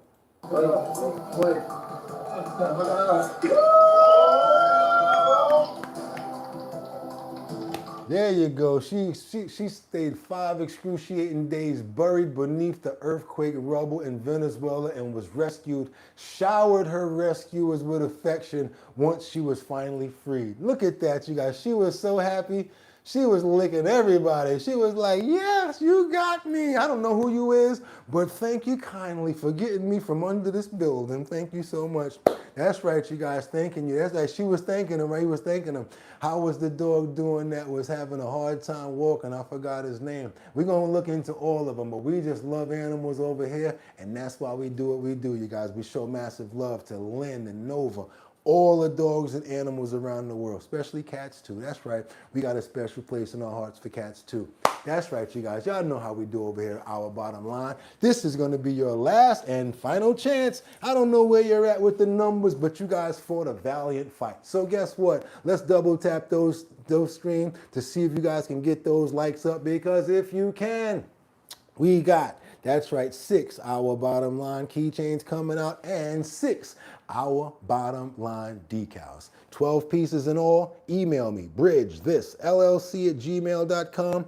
Don't try to get slick. If we don't make the 300, we'll run the play tomorrow and start all over again. Also, you guys, if you want to support the show, we accept and appreciate Cash App. Yes, Super Chat is cool, but Cash App is cool too.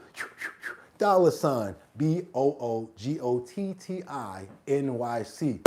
Dollars a Cash App. We accept everything. We wearing $2, but we ain't turning down nothing. And we appreciate you guys. And guess what? That's right, you guys. If you're trying to promote your business, you're trying to get out there in front of more people, maybe you're trying to promote yourself in front of many people. Well, guess what? After today, we may have 74,000 subscribers. And if you want to promote on our channel, not mine, all you got to do is send your promo over to me at bridgethisllc@gmail.com. That is bridgethisllc@gmail.com. There's only one catch. You got to be a member. Well, two catches. You got to be a member, and you also have to subscribe to the channel, and it's got to be in a 1080 by 1080 size frame. Why? It won't fit. I've tried to put up a post up, and if it wasn't 1080 by 1080, only half of it showed. So make sure those promos are in 1080 by 1080 before you send them over to me to make sure we get them up there. Also, you guys,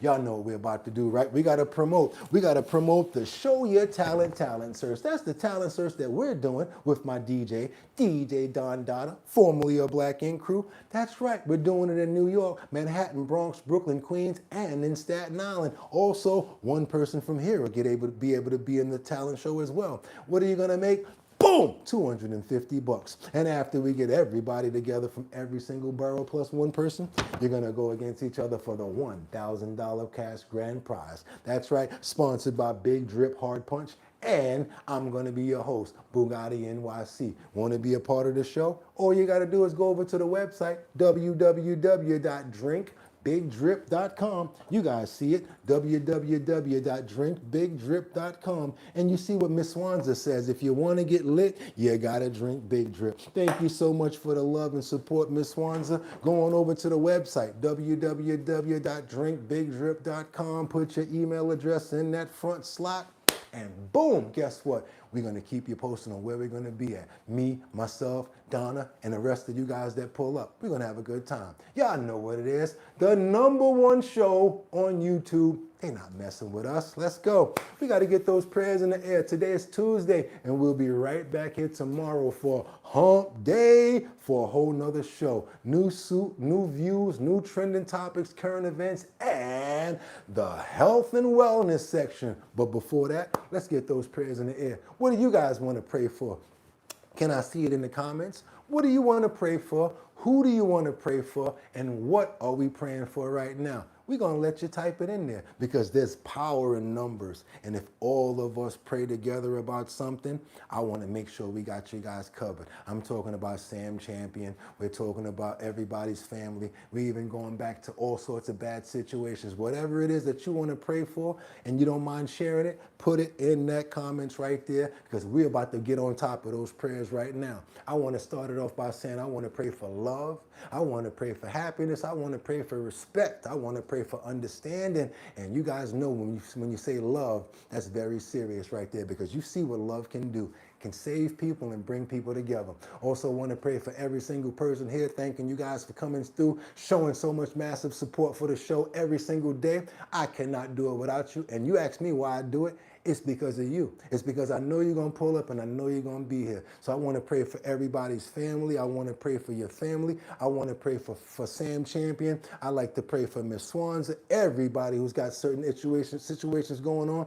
That's who we're praying for right now. We want to pray for happiness. We want to pray for respect, non-biasness, and that we're going to all be safe and be able to get back here tomorrow. Want to pray for Miss Keisha, Vincenza. Can't forget about Angels Among Us. Can't forget about 55 Coffee House, Lisa Roy. Got to pray for Luigi, Jolena, Kalesiv. Can't forget about Rebecca, Lon Yen Bueno chiming in from Grand Rapids, Michigan. Liberty and Justice, King Fire, Vincenza, Kalesiv. I see you in the building, BK Kid, making a lot of noise. I love your flow. Let's keep on going. Just Joy, C Graph, Miss Swanza, Jelena.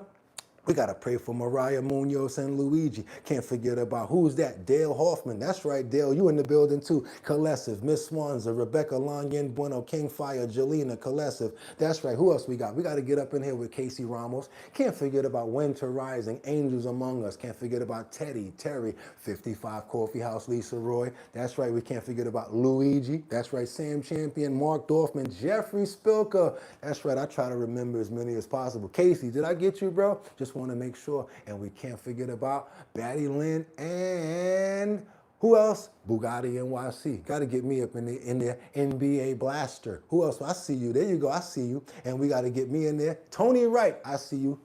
Amen. That's right, you guys. #1 show on YouTube, not because of me, because of us. I hope that you guys will come back tomorrow at 6 o'clock. Go ahead and smash that like button for no reason, even after you watch the show again. Next time, subscribe to the show. Hit that arrow, copy, paste, put that in Facebook. Let them know what type of show we rocking with every single day. And also, you guys, y'all know what I'm going to say right now, right?